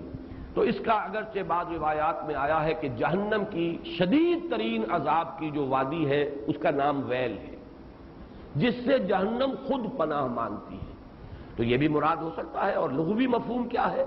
ہلاکت، بربادی، افسوس، تباہی ہے۔ فویل للمصلین، نمازیوں کے لیے۔ لیکن ظاہر بات ہے یہاں جوڑنا پڑے گا، اس کو یہاں پر رک جائیں گے تو یہ مفہوم جو ہے یہ خاصا تشویشناک بن جائے گا۔ نمازیوں کے لیے کیسے ہو جائے گا؟ فرمایا الذین ھم عن صلاتہم ساہون، وہ نمازی، ان نمازیوں کے لیے ویل ہے، ہلاکت ہے، بربادی ہے، تباہی ہے، یا جہنم کی وہ وادی ہے کہ جس سے خود جہنم پناہ مانگتی ہے، کہ جو اپنی نمازوں سے غافل ہے۔ اب یہ ان دو آیتوں میں صلاۃ کا لفظ آیا، مصلی صلاۃ سے ہے، اس میں فاعل، پھر آ گیا صلاتہم، ان کی نماز۔ اس صلاۃ کے معنی میں سمجھ لیجئے اس کا ایک لغوی مفہوم ہے، اس کے اندر کسی کی طرف متوجہ ہونا، عنایت، توجہ، صلاۃ۔ مناجات کے لیے بھی یہ لفظ آتا ہے، سرگوشی کرنا۔ تاپنے کے لیے بھی آتا ہے، فَسَيَصْلَىٰ سَعِيرًا، صلا یصلا کا مفہوم جو ہے آگ تاپنا، یہ ہے اس کے لغوی مفہوم۔ اصطلاحی مفہوم کیا ہے؟ اللہ کی طرف انابت، توجہ، اللہ سے ہم کلام ہونا۔ الصلاۃ عماد الدین، الصلاۃ معراج المومنین، اہل ایمان کے لیے معراج کے درجے کی شے ہے۔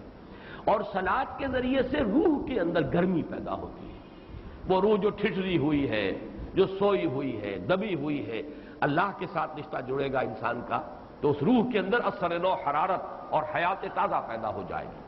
اب اس کے لیے نماز اور نماز کا نظام، یہ جو نماز کا نظام قائم ہوا ہے وہ ہر شریعت میں، ہر جو بھی اس سے پہلے نظام آتا رہا ہے انبیاء کے ذریعے سے، اس کی شکلیں مختلف ہو سکتی ہیں، لیکن ہر آسمانی شریعت کا جزو لازم رہا ہے نماز۔ یہاں در حقیقت جو مراد ہے اس سے وہ اصطلاحی جو ہماری نماز ہے وہ مراد نہیں ہے، اس لیے کہ ابھی تو وہ نماز تو قریش کے نزدیک تو نہ معروف تھی، نہ وہ اس کے پڑھنے والے تھے، نہ اس کے وہ ماننے والے تھے۔ وہ کس نماز سے غافل ہو چکے تھے؟ وہ در حقیقت وہ نظام تھا جو حضرت ابراہیم اور ان کے صاحبزادے خاص طور پر حضرت اسماعیل علیہ السلام نے قائم کیا۔ اب اس کی تفصیل کیا وہ ہمیں معلوم نہیں، اس لیے کہ یہ لفظ تو اس آیت میں بھی موجود ہے، حضرت ابراہیم کی جو ابھی دعا میں نے آپ کو سنائی، ربنا انی اسکنت من ذریتی بواد غیر ذی زرع عند بیتک المحرم ربنا لیقیموا الصلاۃ، میں نے اپنی نسل کی ایک شاخ کو آباد کیا ہے تیرے اس گھر کے پاس، حالانکہ یہ وادی غیر ذی زرع ہے، اس میں کچھ پیدا نہیں ہوتا، کوئی خوراک نہیں، کوئی غلہ نہیں، کوئی سبزہ نہیں، لیکن تیرا گھر ہے، میں نے اپنی اولاد کی ایک شاخ کو یہاں آباد کر دیا تاکہ نماز قائم کرے۔ تو یہ نماز کوئی نہ کوئی تو تھی، اگرچہ وہ نماز اس طرح کی نہیں تھی جیسی کہ نماز ہمیں عطا ہوئی ہے محمد الرسول اللہ صلی اللہ علیہ وسلم کے ذریعے کہ صلو کما رأیتمونی اصلی، نماز پڑھا کرو جیسے مجھے دیکھتے ہو کہ میں نماز پڑھتا ہوں، یہ نظام جدا ہے۔ اس کے بعد حضرت سورہ مریم میں حضرت اسماعیل کے لیے آیا ہے وَكَانَ يَأْمُرُ أَهْلَهُ بِالصَّلَاةِ وَالزَّكَاةِ وَكَانَ عِندَ رَبِّهِ مَرْضِيًّا، وہ اپنے گھر والوں کو، اپنے آل اولاد کو، اپنے اہل و عیال کو نماز اور زکوٰۃ کا حکم دیتے تھے۔ تو معلوم یہ ہوا کہ یہ آل ابراہیم جو ہے ان کے اندر نماز کا نظام، اور چونکہ حضرت ابراہیم کے فرزند اکبر ہیں، فرزند کلاں ہیں حضرت اسماعیل، تو انہوں نے نماز قائم کی۔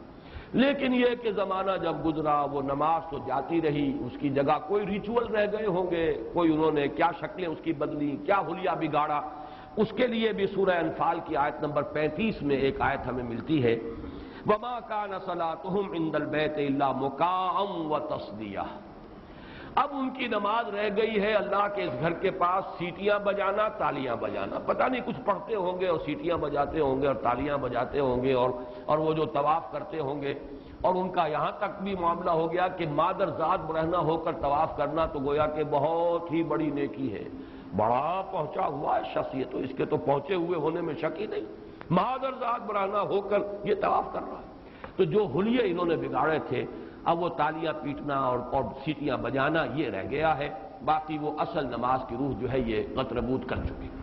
تو یہاں جو مراد ہے سورۃ الماعون میں وہ نماز مراد ہے جو اصلاً قائم کی ابراہیم نے علیہ الصلوۃ والسلام، پھر اس کے لیے مزید حکم دیا، اس کی اور توثیق کی حضرت اسماعیل نے علیہ الصلوۃ والسلام۔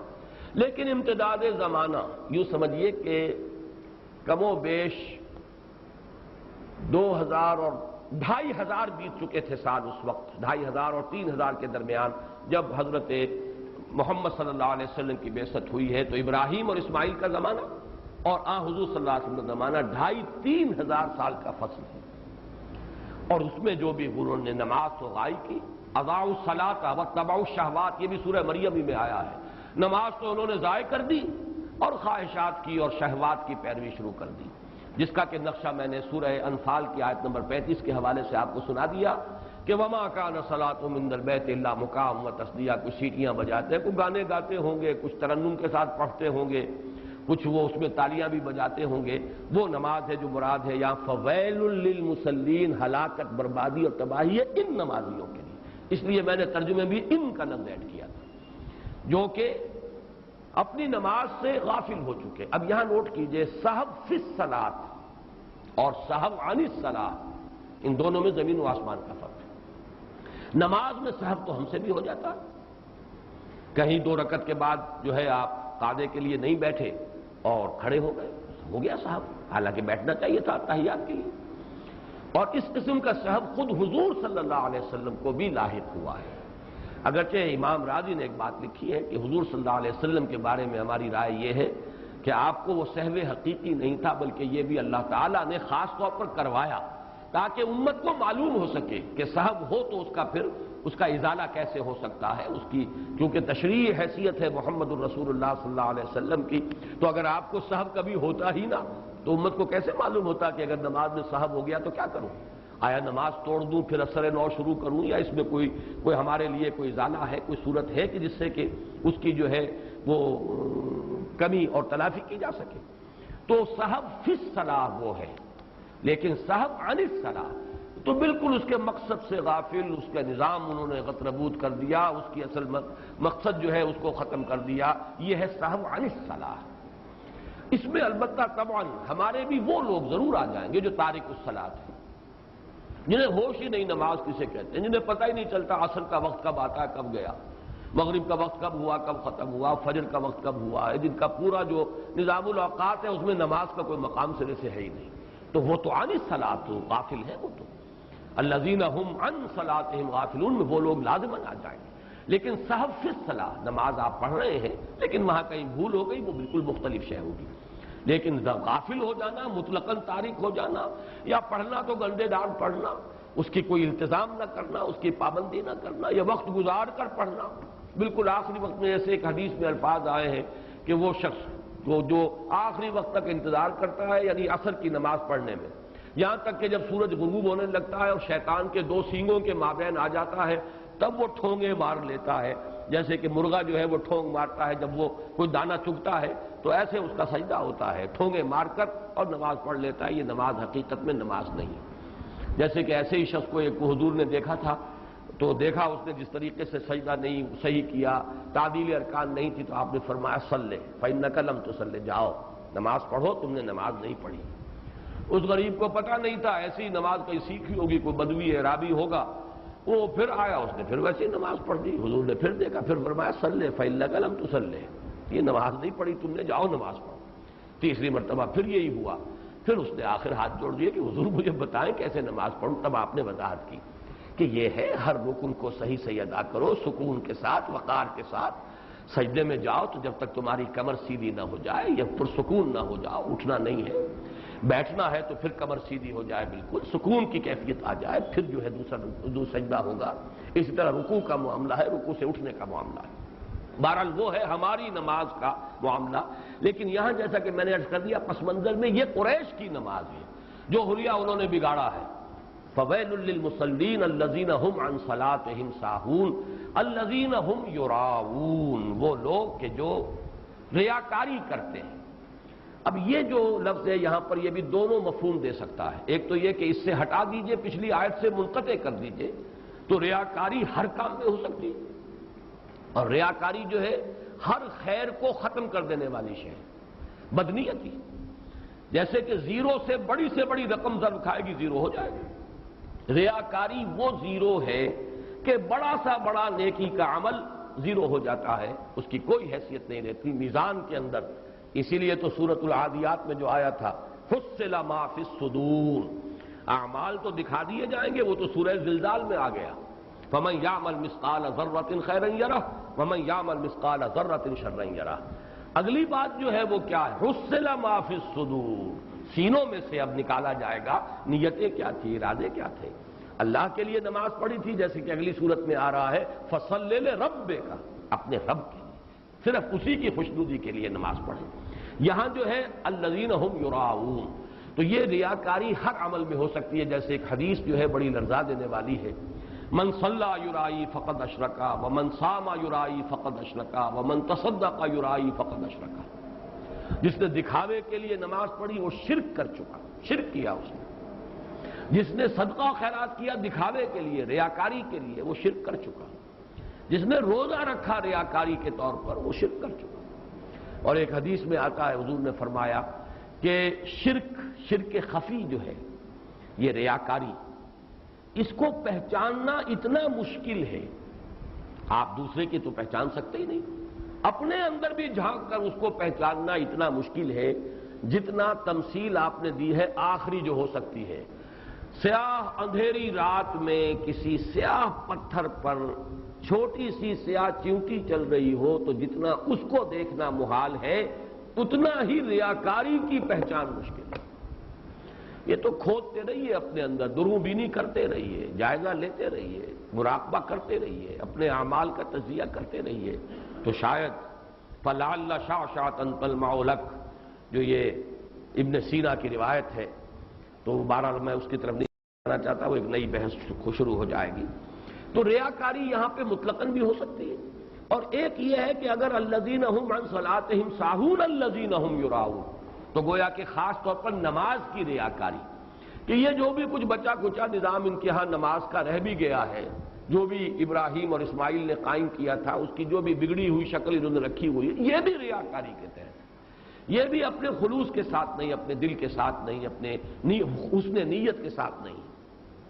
اسی حوالے سے اگرچہ مراد اور یہاں پر اصل مخاطب تو وہ نہیں ہے، لیکن یہ کہ مضمون کے اعتبار سے نوٹ کر لیجئے کہ منافقین کے بارے میں بھی قرآن مجید میں یہ بات بار بار کہی گئی کہ یہ نماز کے لیے کھڑے ہوتے ہیں تو بڑے کسل کے ساتھ، اور کوئی دلی آمادگی نہیں، طبیعت میں کوئی انشراح نہیں ہوتا ان کے، مجبوری کو مارے باندھے کو اب کیا کریں، مسلمانوں میں شامل رہنا ہے تو نماز پڑھنی پڑے گی، اور یہ ریاکاری کرتے ہیں، نماز پڑھتے ہیں دکھاوے کے لیے، یہ منافقین کی بات ہے۔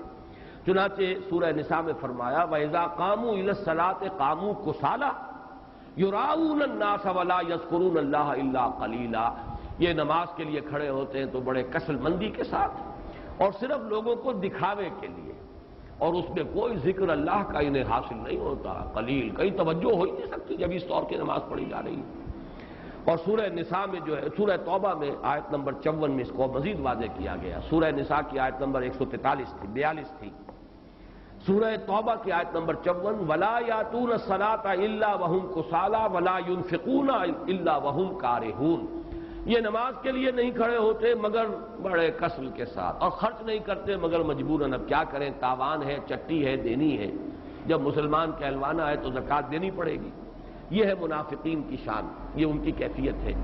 اسی سے تعلق جوڑ لیجئے، ویل کا لفظ میں نے عرض کیا، جہنم کی ایک ایسی وادی کا نام بھی ویل ہے جس سے خود جہنم پناہ مانگتی ہے۔ چنانچہ سورہ نساء میں یہی بات منافقین کے بارے میں فرمائی گئی کہ ان المنافقین فی الدرک الاسفل من النار، آگ کے سب سے نچلے طبقے میں یہ منافق ہوں۔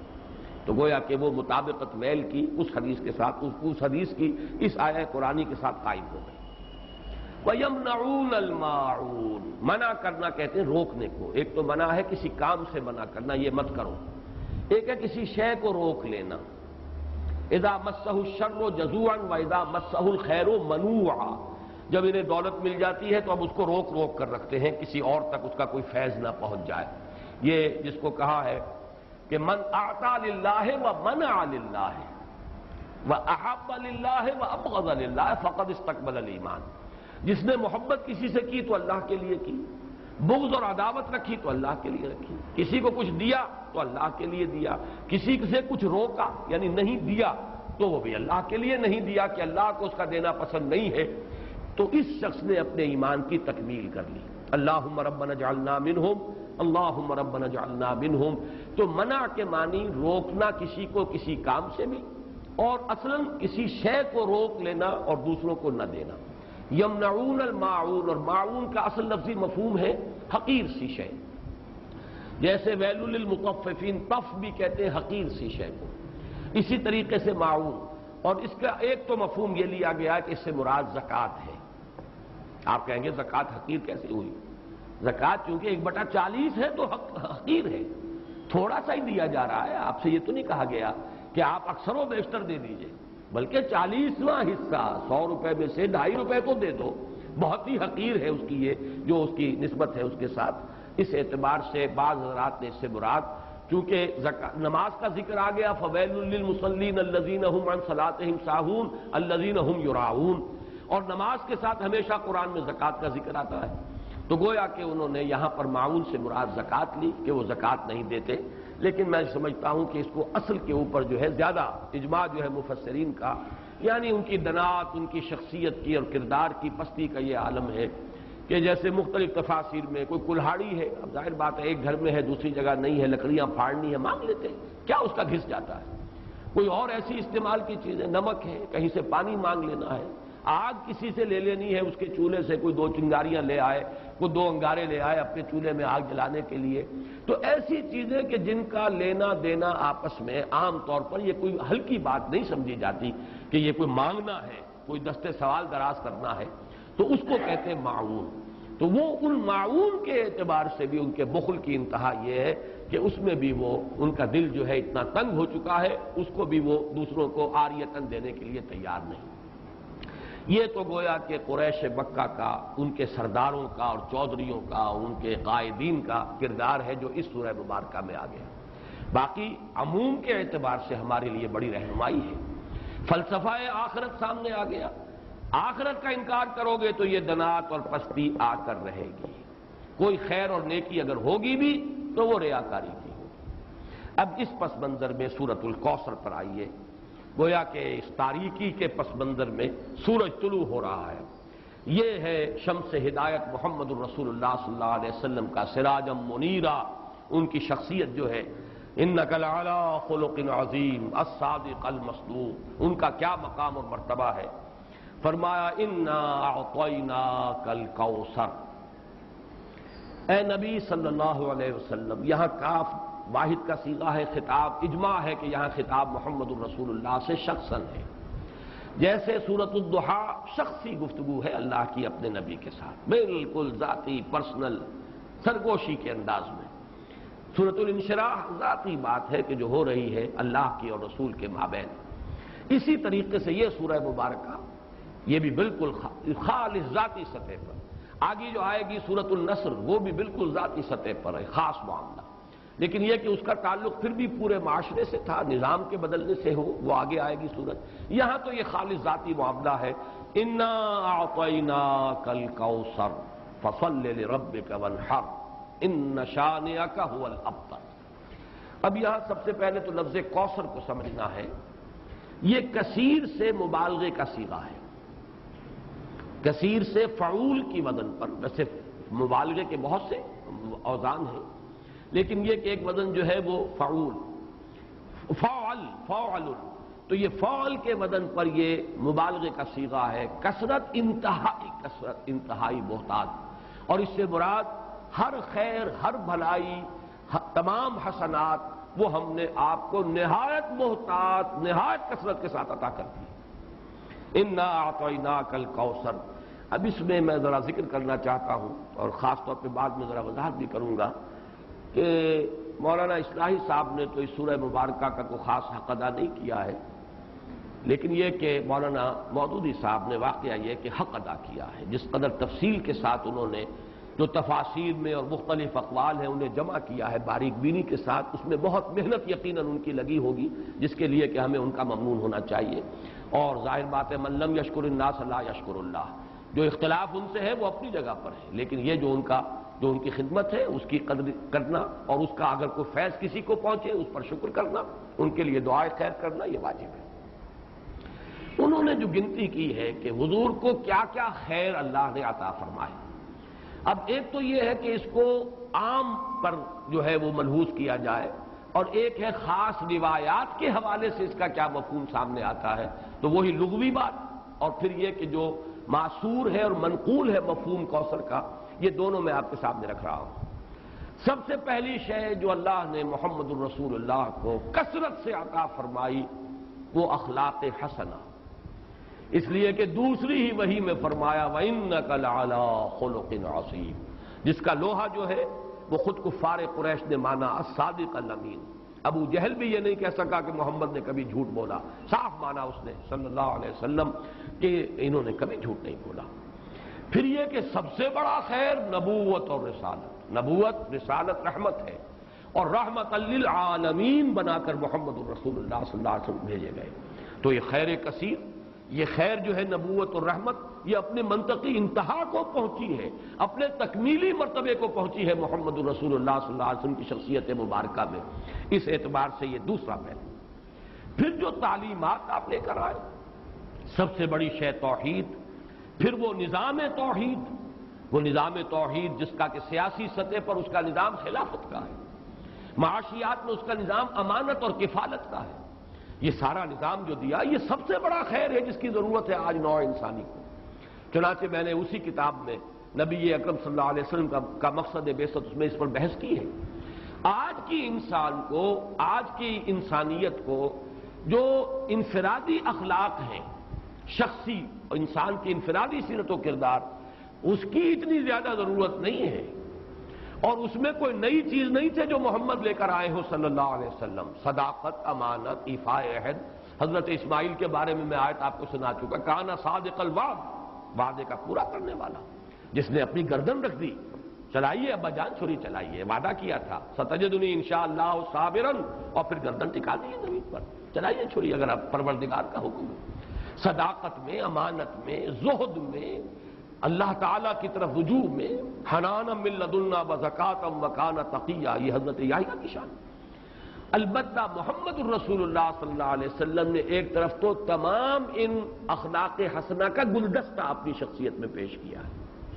ایک تو جامعیت کبریٰ ہے، ورنہ تمام انفرادی اقدار جو ہے وہ تو اس سے پہلے مکمل ہو چکی تھی۔ البتہ سب کو متوازن شکل میں جمع کر دینا، زہد بھی ہو اور ادائے حقوق بھی ہو، دنیا میں رہیں بھی اور پھر یہ کہ دنیا سے لو نہ لگے، شادیاں بھی کریں لیکن یہ ہے کہ اللہ تعالیٰ کی بندگی کے اندر اس سے کہیں کوئی کمی نہ آئے۔ یہ ہے اصل میں کہ جو حضور کا ذاتی سطح پر جو آپ کی کنٹریبیوشن ہے۔ لیکن اس سے بھی آگے بڑھ کر آپ نے اجتماعی اخلاق اور اجتماعی نظام دیا ہے دنیا کو۔ آج کے انسان کو سب سے بڑی ضرورت اس کی ہے۔ جب تک نظام عادلانہ نہیں ہے، نظام صحیح نہیں ہے، نظام منصفانہ نہیں ہے، تو ظاہر بات ہے کہ اس کے نیچے اگر ایک ظالمانہ نظام کے نیچے ایک بڑا نیک شخص زندگی گزار رہا ہے تو اس کی انفرادی نیکی اس ظالمانہ نظام کی تقویت کا سبب بن جاتی ہے۔ جیسا کہ میں نے ابھی ایک نقطہ بیان کیا تھا جناح ہال میں، تو سب لوگوں نے اس کو محسوس کیا، ایک دم چوک سے گئے۔ ظالمانہ نظام ہے جاگیرداری اور سود خوری اور حرام خوری سے دولت کے انبار جمع کیے ہوئے ہیں۔ اس میں اگر آپ کوئی بڑا اچھا قانون بنا دیں، 12ویں ترمیم بھی لے آئے، اگر چوری کا ڈکیتی کا خاتمہ ہو جائے تو فائدہ کس کو پہنچے گا؟ ان دولت مندوں کی دولت محفوظ ہو گئی نا، ان حرام خوروں کا جو کچھ دولت کا انبار ہے وہ محفوظ ہوگا نا۔ تو معلوم ہوا بہترین قانون غلط نظام کے تحت تو در حقیقت اس نظام کو قائم رکھنے اور اس کی تقویت کا ذریعہ بنتا ہے۔ تو معلوم ہوا کہ اصل شے نظام ہے، قانون سب سرو کرتا ہے نظام کو، قانون کسی نظام کو چلانے کا ذریعہ بنتا ہے۔ تو اگر نظام ہی غلط ہو تو صحیح ترین قانون بھی در حقیقت ایک نظام غلط نظام کو چلانے کا اور تقویت دینے کا ذریعہ بن جائے گا۔ تو سب سے بڑا خیر جو عطا کیا ہے، جس کے بارے میں اقبال کے وہ 2 اشعار بڑے قیمتی ہیں، ہر کجا بینی جہان رنگ و بو، آنکھ از خاکش بروید آرزو، یا ز نور مصطفیٰ اورا بہاست، یا ہنوز اندر تلاش مصطفیٰست۔ وہ خیر جو محمد نے دیا تھا صلی اللہ علیہ وسلم، یا تو اسی سے لوگوں نے کچھ مستعار لیا ہوا ہے، اور یا یہ کہ ابھی اس خیر کے لیے، اس خیر کثیر کی طرف نوع انسانی جو ہے اس کی تلاش میں سرگرداں ہے۔ پھر آپ کو جو خیر کثیر دیا، رفعنا لک ذکرک، آپ کا ذکر بلند کیا گیا، آپ کو اتنی بڑی امت دی گئی، ایسے جانثار صحابہ دیے گئے۔ ذرا تقابل کیجئے، کہاں موسیٰ کے ساتھی تھے کہ جب کہا گیا کہ جنگ کے لیے میدان میں آؤ، فاذهب انت وربك فقاتلا انا هاهنا قاعدون، یہ کہہ کر بیٹھ گئے۔ اور کہاں محمد کے ساتھی ہیں صلی اللہ علیہ وسلم، جہاں آپ کا پسینہ گرا وہاں اپنی خون کی ندیاں بہا دی، یہ محمد کے ساتھی ہیں۔ ایسے جانثار، ایسے اعوان و انصار، ایسے خلفاء ابو بکر اور عمر اور عثمان اور علی جیسے خلفاء رضی اللہ تعالیٰ عنہم اجمعین۔ پھر امت، کتنی بڑی امت، کتنے اولیاء اللہ، کتنے صلحاء، کتنے اتقیاء، کیسے کیسے علماء، کیسے کیسے مجددین امت۔ تو واقعہ یہ ہے کہ ہم نے آپ کو خیر کثیر عطا فرمایا۔ پھر اگرچہ اولاد نرینہ تو نہیں دی، یہ بھی اللہ کی اپنی ہی کوئی حکمت ہے، اس پر کبھی میں نے گفتگو کی بھی ہے لیکن اس وقت اس کا موقع نہیں ہے۔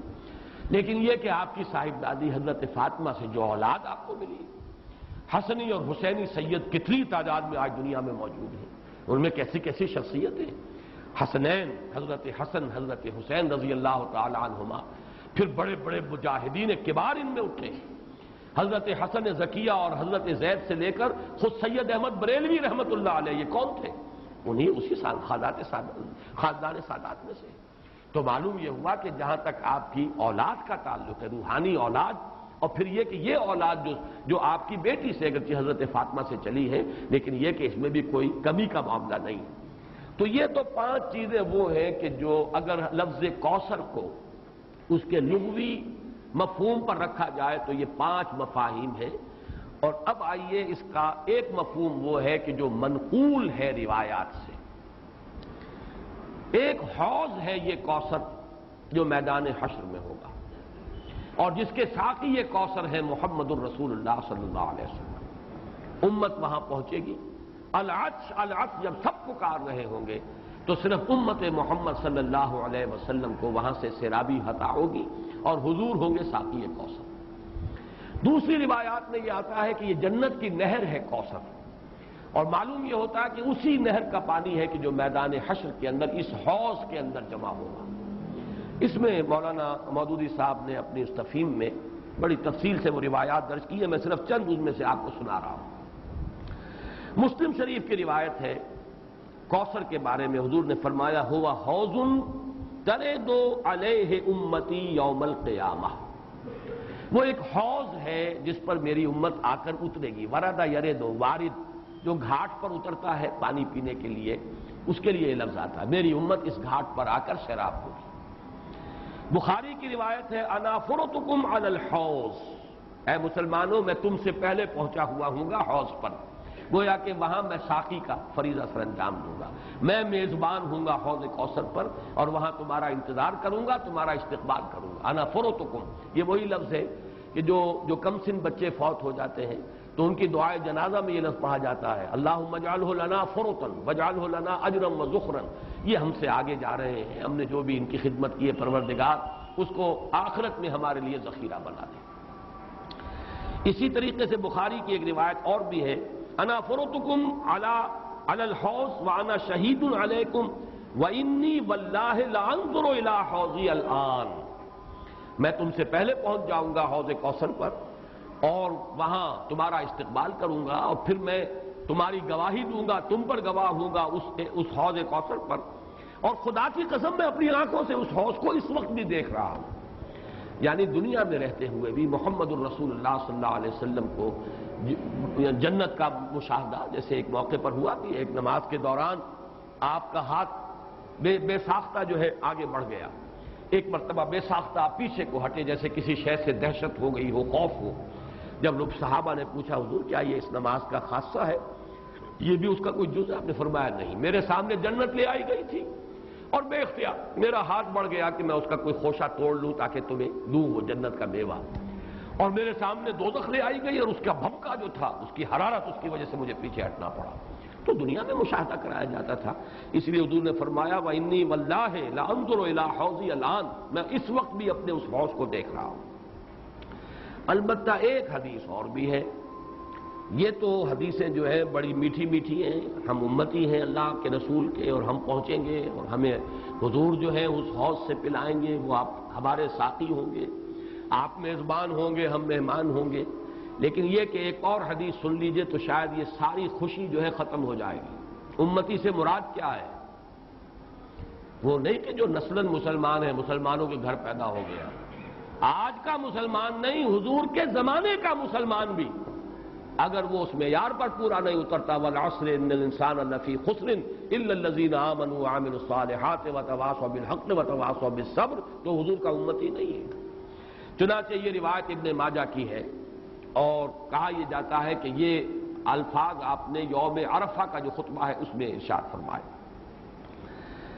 الا انی فرطکم علی الحوض، لوگوں آگاہ ہو جاؤ میں حوض کوثر پر تم سے پہلے پہنچوں گا، وَأُكَاثِرُ بِكُمْ، اور میں تمہاری کثرت پر فخر کروں گا۔ اتنی بڑی امت، ایسے بھی تو نبی ہوں گے جن کا امتی ایک دو ہی ہوں گے، صرف کتنے ہوں گے؟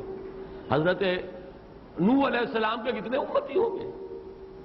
اس اعتبار سے محمد الرسول اللہ صلی اللہ علیہ وسلم کے امتی انا وَأُكَاثِرُ بِكُمْ فَلَا تُسَوِّدُوا وَجْهِي، تو دیکھنا اس روز میرا منہ کالا نہ کر دینا، میرا چہرہ جو ہے تمہارے اعمال کی وجہ سے مجھے پشیمانی نہ ہو، میرا چہرہ جو ہے سیاہ نہ کر دینا۔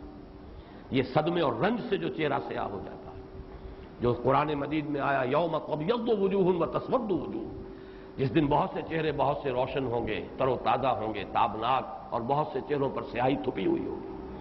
فلا تسودوا وجہی انی مستنقذ اناسا ومستنقذ اناس منی، بہت سے لوگوں کو میں چھڑانے کی کوشش کروں گا فرشتوں سے، وہ پکڑ کر لے جانا چاہیں گے، اور بہت سے لوگ مجھ سے چھڑا لیے جائیں گے، لے جائے جائیں گے، وہ میرے امتی نہیں ہوں گے۔ فاقول یا رب اصحابی، میں کہوں گا اے رب یہ تو میرے ساتھی تھے، یہ تو میرے اصحاب میں سے تھے، اور اللہ تعالیٰ فرمائے گا فیقول انک لا تدری ما احدثوا بعدک، اے نبی آپ کو پتہ نہیں آپ کے بعد انہوں نے کیا کیا ہے، کون کون سی شرارتوں میں حصہ لیا ہے، کیا چیزیں پیدا کی ہیں۔ حضور کے زمانے کے کتنے مسلمان ہوں گے جو بعد میں مسلمہ پر ایمان لے آئے، کافر ہو گئے؟ کتنے لوگ ہوں گے جب وہ داخل ہو رہے تھے، جو اگلی صورت ہم پڑھیں گے اذا جاء نصر اللہ والفتح ورأیت الناس يدخلون فی دین اللہ افواجا، ان میں سے کتنے یخرجون من اللہ من دین اللہ افواجا ہو گئے، فوج کے فوج، قبیلے کے قبیلے، پورے کے پورے۔ یا زکوٰۃ کے منکر ہو کر کافر ہو گئے، اور یا یہ کہ نبی جھوٹے نبیوں کو مان کر کافر ہو گئے۔ تو اے نبی یہ آپ کے امتی نہیں ہے۔ پھر یہ کہ جنہوں نے بھی احدثوا بدعات ایجاد کی، وہ چیزیں جس کو فرمایا گیا ہے من احدث فی امرنا ھذا ما لیس منہ فہو رد، جو شخص ہمارے دین کے اندر کوئی چیز نئی بدعت نئی شے ایجاد کرے گا جو اس میں سے نہیں ہے اصلاً، وہ مردود اور وہ شے بھی مردود۔ تو اللہ تعالی ہمیں اس انجام بد سے بچائے کہ ہم تو وہاں پر پہنچے حوض کوثر پر کہ حضور صلی اللہ علیہ وسلم کے ہم مہمان اور آپ ہمارے میزبان، اور فرشتے ہمیں کھینچ کر لے جائیں اور حضور بھی پکارتے رہ جائیں میری امت ہے کہاں لے کر جا رہے ہو، اور آپ کو جواب ملے کہ نہیں اے نبی آپ کو معلوم نہیں، فَيَقُولُ إِنَّكَ لَا تَدْرِي مَا أَحْدَثُ بَعْدَكَ، اے نبی آپ کو پتہ نہیں ہے آپ کے پیچھے کیا کرتے رہے۔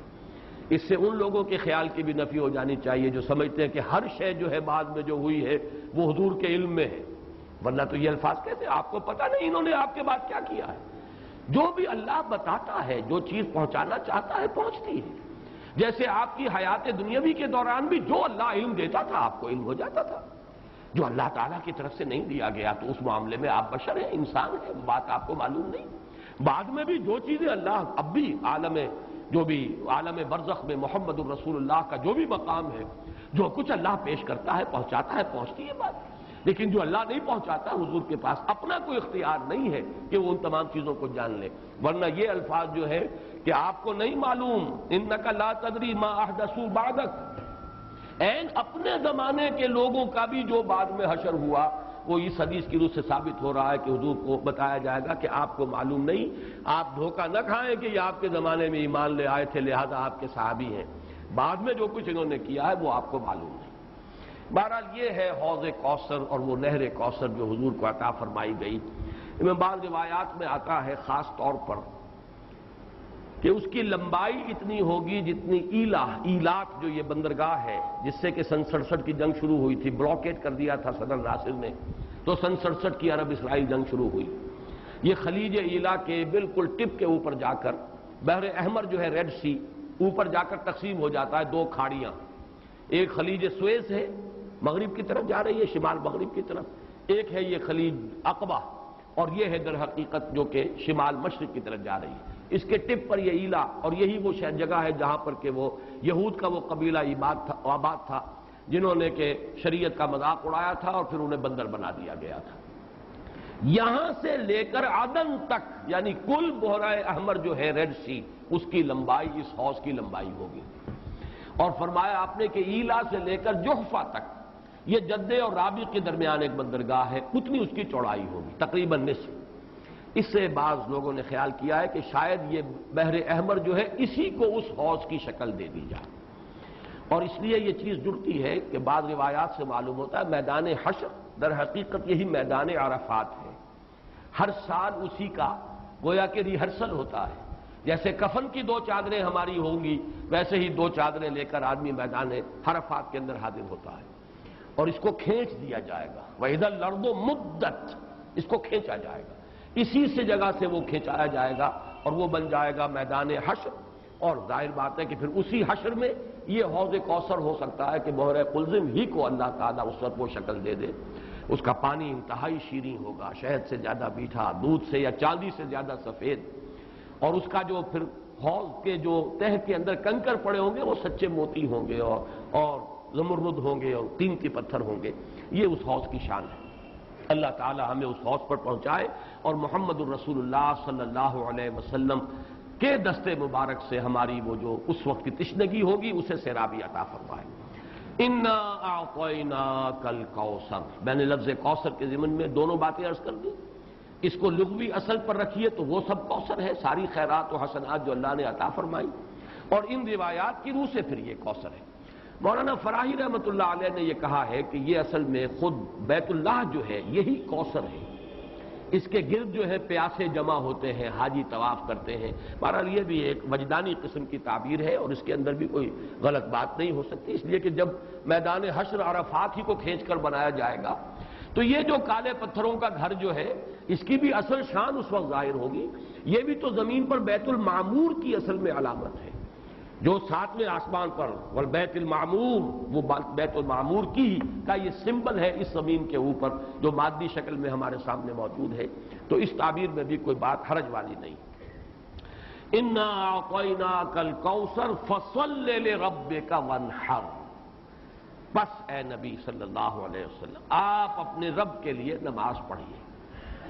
اب ذرا دیکھیے کہ سورہ علق میں بھی آخر میں جو الفاظ آئے تھے کہ آپ پرواہ نہ کریں اس مخالف کی، اس ابو جہل کی پرواہ نہ کریں، اپنے رب کے لیے سجدہ کیجئے اور قریب ہو جائیے، ان سے بالکل مستغنی ہو جائیے، یہ آپ کا کچھ نہیں بگاڑ سکے۔ ان کی مخالفت وقتی طور پر تو آزمائشیں پیدا کرے گی، خود آپ کے لیے بھی اور آپ کے ساتھیوں کے لیے بھی، لیکن اس کا کوئی مستقل اثر نہیں ہوگا، آپ کے قدم آگے بڑھتے چلے جائیں گے، کامیابی آپ کے قدم چومے گی۔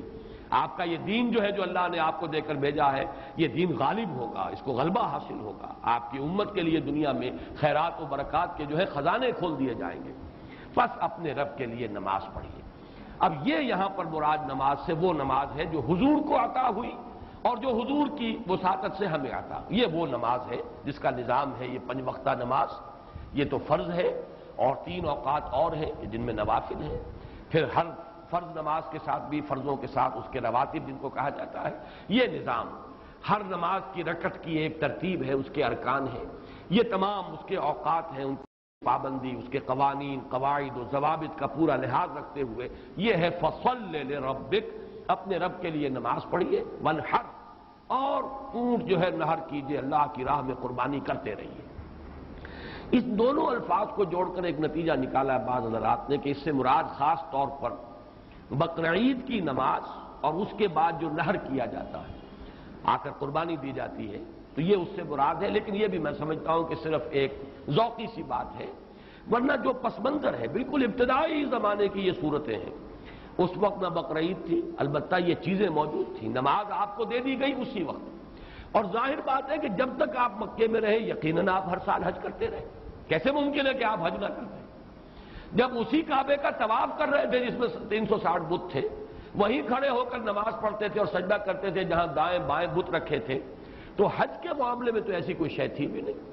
مینا میں جانا ہے، عرفات میں جانا ہے، مزدلفہ میں، یا جو بھی ان کا باقی رہ گیا تھا، تو ہر سال آپ حج بھی کرتے ہوں گے، اور یقیناً بہت سے اونٹ آپ قربان بھی کرتے ہوں گے۔ آپ نے حجۃ الوداع میں 100 اونٹ نہر کیے ہیں، جن میں سے 63 اپنے دستے مبارک سے نہر فرمایا، اور بقیہ 37 حضرت علی نے آپ کی طرف سے کی، 100 اونٹ۔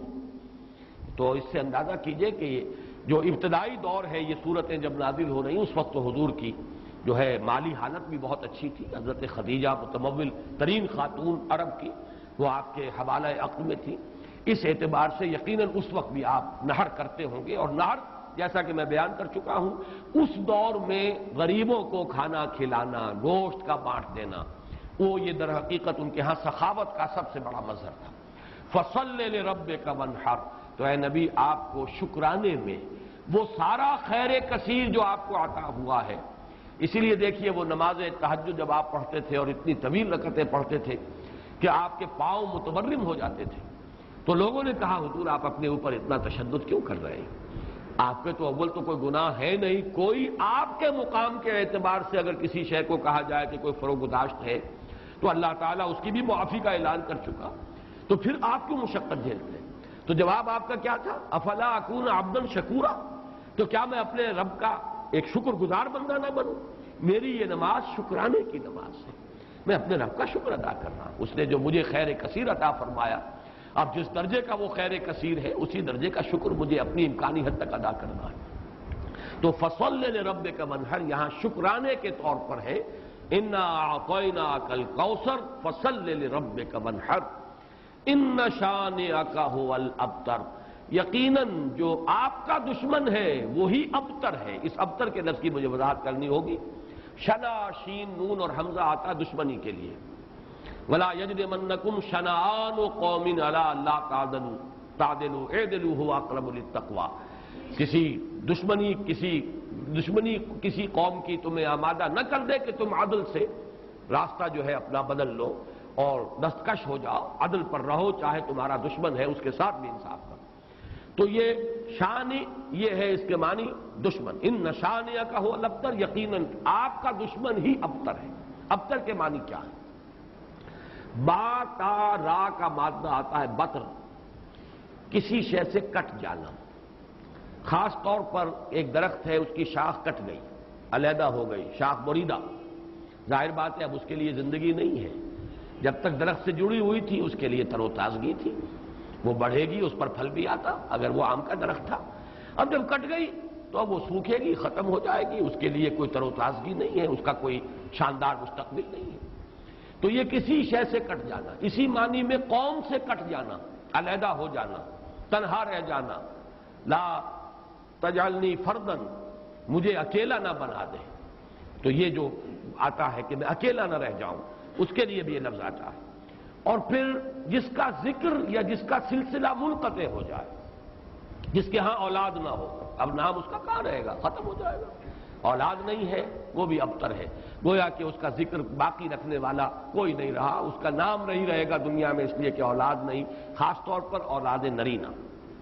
اسی طریقے سے جس جانور کی، جس چوپائے کی دم کٹی ہوئی ہے اسے ابتر کہتے تھے، دم کٹا، اس لیے کہ یہاں بھی کوئی شے کٹی ہوئی ہے اس کے جسم سے. تو یہ مختلف الفاظ ہیں، یہ معنی ہے اس لفظ کے ابتر کے. اب اس کو نوٹ کیجئے، حضور کو ابتر کہا قریش نے. کن کن معنی میں کہا اس کی تفصیل میں ابھی آپ سے سنا رہا ہوں، اور اس کا جواب دیا جا رہا ہے کہ یہ آپ کو ابتر کہہ رہے اے نبی، در حقیقت یہ ابتر ہوں گے، بلکہ یہ ابتر ہیں. ان شانئک ھو الابتر. حضور کو ابتر کس کس معنی میں کہا ہے؟ بالکل اوائل میں جبکہ حضور صلی اللہ علیہ وسلم نے اپنا پیغام شروع کیا ہے تو لوگوں نے کہا بطرا محمد منا، یہ ابن جریر کی روایت ہے، محمد ہم سے کٹ گئے. ہمارا اپنا ایک طریقہ تھا، ہماری تہذیب، ہمارا تمدن، ہماری روایات، ہمارا مذہب، ہمارے عقائد، اب محمد ہم سے کٹ گئے. کٹ گئے تو اس کا مطلب یہ ہے کہ یہ شاخ سوکھ جائے گی. یہ اگر جمعیت کے ساتھ رہتے، پوری اپنی قوم کے ساتھ رہتے تو ان کے لیے بھی شاندار مستقبل تھا. اب ان کا مستقبل بہت تاریک ہے. یہ بالکل ایسی بات ہے جیسے واصل بن عطا، یہ شاگردوں میں سے تھا حضرت حسن بصری رحمۃ اللہ علیہ کے، وہ تابعین میں سے ہیں، ان کا شاگرد اور بڑا ذہین شاگرد. لیکن اس نے مسئلہ تقدیر پر، جبر و قدر پر بحثیں شروع کی. تو جب اس طرح کی باتیں اس نے کہیں کہ جو اہل سنت کے شایان شان نہیں، تو پھر حضرت حسن بصری نے اسے اپنے درس سے نکال دیا اور کہا کہ اعتزل عنا، یہ ہم سے علیحدہ ہو گیا، اب اس کا راستہ علیحدہ ہے، اس کا ہم سے کوئی تعلق نہیں. اسی اعتزل عنا سے اعتزال کا مذہب بنا ہے، اور معتزلہ کہلاتے ہیں علیحدہ ہو جانے والے لوگ. تو اسی طریقے سے قوم کا پہلا ریئیکشن یہ تھا حضور صلی اللہ علیہ وسلم کے بارے میں کہ بطرا محمد منا، محمد ہم سے کٹ گیا صلی اللہ علیہ وسلم. اسی طریقے سے ایک مرتبہ قریش کی بڑی کوئی چوپال کے اندر ان کی بڑی مجلس تھی، اور کعب بن اشرف جو ہے وہ آیا ہوا تھا، یہودی، مدینہ منورہ سے. اس وقت تک تو یثرب تھا، ابھی کہاں مدینہ منورہ، اس وقت تک تو یثرب ایک بستی تھی، اس کا نام یثرب. وہ تو حضور ہجرت فرما کر گئے تو پھر وہ مدینۃ النبی اور المدینۃ المنورہ بنا ہے. تو وہاں لوگوں نے کہا، حضور کا ذکر کیا، اس نے پوچھا ہوگا کہ سنا ہے آپ کے ہاں کوئی ہے جس نے نبوت کا دعویٰ کیا ہے. تو الفاظ نقل کیے ہیں بزار نے حضرت ابن عباس رضی اللہ تعالی عنہما سے، الا تری الی ھذا الصبی المنبتر، دیکھتے نہیں ذرا تم، الا تری، یہ وہی ارایت الذی، یہ ان کے ہاں تعجب کی بات ہوتی تھی، ذرا دیکھو تو، تعجب بھی تحقیر بھی. یہ ہمارا ایک بچہ ہے. اب دیکھیے بچہ کہہ رہے ہیں، حضور اس وقت 42-43 سال کے ہوں گے، لیکن یہ انداز حقارت ہے، یہ تحقیر. پھر یہ کہ یہ لوگ ہوں گے 60 65 70 کے، یہ بڑے چودھری بیٹھے ہوئے، تو ان کے لیے تو وہ نوجوانی کی جو عمر ہے وہ 42-43 سال، وہ بھی گویا کہ بچہ ہونے کی بات ہے. الا تری الی ھذا الصبی المنبتر من قومہ، جو کٹ گئے اپنی قوم سے، یزعم انہ خیر منا، اور سمجھتا یہ کہ یہ ہم سے بہتر ہے، اس کا دین ہم سے، ہمارے دین سے بہتر، اس کا عقیدہ توحید ہمارے عقیدہ شرک سے بہتر. وَنَحْنُ أَهْلُ الْحَجِيجِ وَأَهْلُ الصَّدَانَةِ وَأَهْلُ السِّقَايَةِ، حالانکہ ہم حاجیوں کا بندوبست کرنے والی قوم ہیں، ان کی میزبانی کرتے ہیں، انہیں پانی پلاتے ہیں. یہ جب الفاظ میں پڑھ رہا تھا آج تو مجھے وہ آیت یاد آئی سورہ توبہ کی، اجعلتم سقایۃ الحاج وعمارۃ المسجد الحرام کمن آمن باللہ والیوم الآخر وجاہد فی سبیل اللہ. اللہ پر ایمان لانا، یوم آخر پر ایمان لانا اور جہاد کرنا، یہ ہے اصل اعمال. یہ حاجیوں کی کوئی خدمت کر لی، پانی پلا لیا، تم نے اس کو بڑی اونچی نیکی سمجھا ہوا ہے؟ تو یہ بھی منبتر اس شخص کو کہیں گے جو کٹ گیا اپنی قوم سے۔ سب سے زیادہ تلخ انداز میں جو بات کہی گئی حضور کے بارے میں، اور ابتر کا لفظ آپ کے بارے میں استعمال ہوا، اور یہ سمجھیے کہ یہ بھی دنات اور پستی کی انتہا تھی۔ حضور کے دوسرے صاحبزادے حضرت عبداللہ کا جب انتقال ہوا، یہ ذرا نافلہ تعلق کے درجے میں نوٹ کر لیجئے کہ حضور کی صاحبزادیاں اور آپ کو 2 بیٹے، 4 بیٹیاں اللہ نے حضرت خدیجہ کے بطن سے عطا فرمائیں۔ آپ کی کسی اور زوجہ سے اولاد نہیں ہوئی، صرف ایک کنیز ماریا قبطیہ کے بطن سے حضرت ابراہیم، اور وہ مدنی دور کا آخری زمانہ ہے جبکہ آپ کو وہ اللہ نے بیٹا عطا فرمایا، وہ بھی کم سنی ہی کے اندر فوت ہو گئے حضرت ابراہیم۔ تو یہ جو ترتیب ہے حضور کی اولاد میں، سب سے بڑے تھے قاسم، اسی لیے ابو القاسم آپ کی کنیت ہے۔ اس کے بعد حضرت زینب، اس کے بعد عبداللہ، حضرت عبداللہ حضور کے دوسرے بیٹے، اور پھر 3 بیٹیاں ام کلثوم اور فاطمہ اور رقیہ رضی اللہ تعالی عنہم وعنہن، ان سب سے اللہ تعالی راضی ہو۔ یہ آپ کی اولاد ہے۔ پہلے قاسم فوت ہو گئے تو چلیے ایک بیٹا عبداللہ ابھی آپ کے پاس تھا، جس رات ان کا بھی انتقال ہو گیا اس کے بعد چرچا ہوا محمد ابتر ہو گئے۔ چنانچہ سب سے زیادہ کمینگی کا مظاہرہ جو ہے ابو لہب نے کیا، پڑوسی تھا حضور کا۔ اب بھی آپ جہاں جاتے ہیں تو حضور کا گھر اور پھر اس کے ساتھ ہی وہ ابو لہب کا گھر جو ہے، اس کے اب تو نشان باقی رہ گئے، صرف باقی اب سب ختم ہوا، بڑے بڑے محل بن گئے ہیں ان کے آس پاس، بڑی عمارتیں بن گئی ہیں۔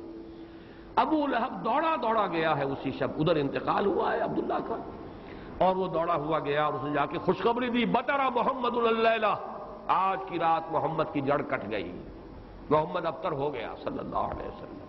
گویا کہ خوشخبری دے رہا۔ یہ دنات اور پستی کی انتہا ہے۔ اس کو نوٹ کر لیجئے کہ اب آگے چل کر سورۃ اللہب اب دور نہیں رہی ہے، شاید اگلے ہی درس میں ہم 3 صورتیں پڑھیں گے، سورہ کافرون، سورہ لہب اور سورۃ النصر۔ آج جیسے 2 پڑھ رہے ہیں، پچھلے درس میں بھی 2 صورتیں پڑھی تھی، اگلے درس میں 3 صورتیں پڑھیں گے انشاءاللہ العزیز۔ بدترین انسان، ارذل الخلائق جو تھا حضور کے دشمنوں میں، وہ ابو لہب تھا، قریب ترین عزیز، حضور کا سگا چچا، لیکن یہ کہ بدترین دشمن، اور دشمن بھی دشمن میں فرق ہے۔ خدا 5 انگوش یکساں نہ کر، نہ ہر زن زن استو، نہ ہر مرد مرد، خدا 5 انگوش یکساں نہ کر۔ آپ کے موافقین اور مومنین بھی برابر نہیں تھے، کہاں حضرت ابو بکر رضی اللہ تعالی عنہ، کہاں اس دور کے کوئی عام صحابی، پھر آپ کے دشمن بھی برابر نہیں تھے۔ تو بدترین دشمن یہ ابو لہب ہے، اور اندازہ کیجئے اس کی دنات کا کہ بطر محمد اللیلہ، آج کی رات محمد کی جڑ کٹ گئی، ابتر ہو گئے محمد، معاذ اللہ۔ یہی لفظ کہے تھے پھر عاص ابن وائل سہمی، جو آپ کے دشمنوں میں سے، مخالفین میں سے بہت بڑا چودھری تھا، ان محمد ابتر، اب تو محمد ابتر ہو گئے، ان کی جڑ کٹ گئی۔ لا ابن لہ یقوم مقامہ بعدہ، ان کا کوئی بیٹا رہا ہی نہیں کہ جو ان کی جگہ، ان کے مقام پر، ان کی جگہ پر کھڑا ہو، جانشین بنے، ان کے مشن کو آگے لے کر چلے۔ فَإِذَا مَاتَ انقطع ذِكْرَهُ، جب محمد اب فوت ہو جائیں گے تو ان کا ذکر بھی منقطع ہو جائے گا۔ یہ وہ ابتر کا مفہوم جس کا کہ تقابل ہم کریں گے، اِنَّا وَرَفَعْنَا لَكَ ذِكْرَكَ، وہ کہہ رہے تھے کہ ذکر منقطع ہو جائے گا، اور سورۃ الانشراح میں اللہ کی طرف سے نوید آئی، وَرَفَعْنَا لَكَ ذِكْرَكَ، ہم نے تو آپ کا ذکر بہت بلند کر دیا۔ تو یہ ہے اِنَّ شَانِئَكَ هُوَ الْأَبْتَرُ، اے نبی آپ ابتر نہیں ہوں گے، آپ کو تو ہم نے خیر کثیر عطا فرمایا، آپ کا ذکر بلند کیا، آپ کی مانوی اولاد، آپ کی امت، کتنے بڑے بڑے اولیاء اللہ، صوفیاء، اہل اللہ، اتقیاء، صلحاء، مجددین، علماء، جن کے بارے میں علماء امتی کا انبیاء بنی اسرائیل، وہ سب آپ کی مانوی اولاد۔ پھر آپ کی صاحبزادی حضرت فاطمہ سے جو اولاد چلے گی، اس کا جو مقام و مرتبہ دنیا میں ہوگا، تو آپ ابتر نہیں ہیں معاذ اللہ۔ جیسے سورہ نون کے شروع میں فرمایا، نون والقلم وما یسطرون ما انت بنعمت ربک بمجنون، اور اسی دنوں کے بعد دیکھ لیں گے کہ کون مجنون تھا، محمد مجنون تھے معاذ اللہ، یا ابو جہل مجنون تھا اور پاگل ہو گیا تھا، اس کی مت ماری گئی تھی۔ فَسَتَنظُرُ وَيَنظُرُونَ بِأَيِّكُمُ الْمَفْتُونُ، یہ میں بھول رہا ہوں آیت، آپ بھی دیکھ لیں گے اور یہ بھی دیکھ لیں گے کہ کون تھا جو کہ بچل گیا تھا اور جس کی مت ماری گئی تھی۔ اسی طرح یہاں فرمایا ان شانئک ھو الابتر۔ درس تو مکمل ہوا، اب ذرا بعض ضمیمیں ہیں، ان کا چونکہ آئندہ کے درس سے بھی تعلق ہے، اور جیسے میں نے مولانا فراہی رحمۃ اللہ علیہ کے بارے میں اپنے پچھلے درس میں کچھ عرض کیا تھا کہ اگرچہ ان کا بہت اونچا مقام ہے میری نگاہ میں، لیکن وہ سائنٹیفک ریشنلزم سر سید کی صحبت کی وجہ سے اور ان کے زیر اثر آنے کی وجہ سے کسی نہ کسی درجے میں متاثر ہو گئے تھے، جو سورہ فیل میں انہوں نے تمام جو مفسرین اور تمام معصور جو تفسیر ہے اس کو چھوڑ کر ایک علیحدہ رائے اختیار کی۔ اسی طرح چند باتیں آج میں عرض کرنا چاہتا ہوں۔ ایک تو یہ جو صورتیں اس وقت ہم پڑھ رہے ہیں، ان میں سے تقریباً تمام صورتوں کے بارے میں مکی اور مدنی ہونے کا اختلاف موجود ہے، حالانکہ اکثر و بیشتر کے نزدیک اجماع امت اور اجماع مفسرین کے نزدیک یہ ساری صورتیں جو ابھی تک ہم نے پڑھی ہیں یہ مکی ہیں، لیکن مدنی کی روایات بھی موجود ہیں۔ خاص طور پر اس سورہ مبارکہ کے بارے میں تو ایک ایسی روایت ہے جو مسلم شریف میں بھی ہے، مسند احمد میں بھی ہے، سنن ابی داؤد میں بھی ہے، سنن نسائی میں بھی ہے، اور حضرت انس رضی اللہ تعالی عنہ سے مروی ہے۔ حضرت انس حضور کے خادم خاص رہے مدنی دور میں۔ اب ظاہر بات ہے وہ واقعہ بیان کر رہے ہیں۔ وہ کہتے ہیں کہ ایک روز حضور ہمارے مابین تشریف فرما تھے اور کچھ گفتگو ہو رہی تھی، اچانک کچھ آپ کو ایک خاص اونگ کی سی کیفیت آپ پر طاری ہوئی، یعنی آپ نے آنکھیں بند کی اور اس کے بعد آپ نے آنکھیں کھولی تو آپ کے چہرے پر مسکراہٹ تھی، تبسم تھا۔ ہم نے پوچھا کس بات پر؟ آپ نے فرمایا کہ مجھ پر سورت نازل ہوئی ہے، اور پھر بسم اللہ پڑھ کر آپ نے انا اعطیناک الکوثر فصل لربک وانحر ان شانئک ھو الابتر یہ سورہ مبارکہ سنائی۔ اب یہ روایت اتنی قوی ہے کہ اس کی بنا پر کچھ حضرات کی رائے ہے، اکرمہ اور مجاہد اور قتادہ، اور اس کو امام مسلم نے بھی تسلیم کیا، اور الاتقان میں امام سیوطی نے بھی اسے مدنی صورت قرار دیا، جبکہ حضرت ابن مردویہ سے یہ مروی ہے کہ ابن عباس، عائشہ اور ابن زبیر رضی اللہ تعالی عنہم یہ سب کے سب اسے مکی قرار دیتے ہیں، اور جمہور مفسرین نے اسے مکی قرار دیا ہے۔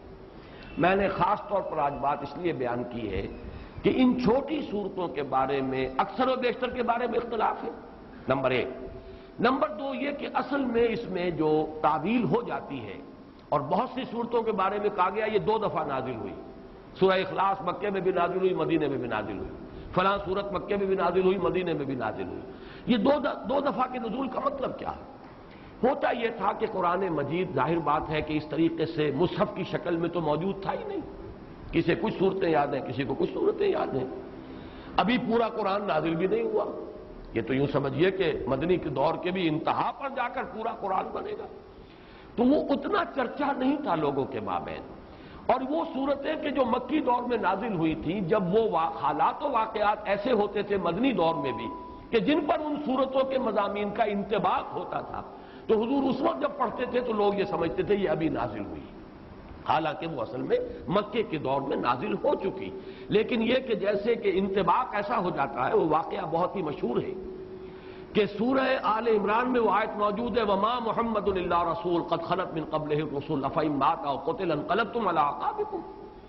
لیکن جب حضور کا انتقال ہوا ہے اور حضرت عمر پر ایک جذباتی کیفیت طاری ہوئی اور تلوار کھینچ کر آپ بیٹھ گئے کہ جو کہے گا کہ محمد کا انتقال ہو گیا اس کی گردن اڑا دوں گا، پھر حضرت ابو بکر آئے، سیدھے گئے حجرہ عائشہ میں۔ حضرت عائشہ ان کی اپنی صاحبزادی ہے، وہاں تو کوئی حجاب نہیں، پردہ نہیں، حضور کا جسد مبارک وہاں تھا اور چادر پڑی ہوئی تھی اوپر، چادر ہٹائی پیشانی مبارک پر بوسہ دیا۔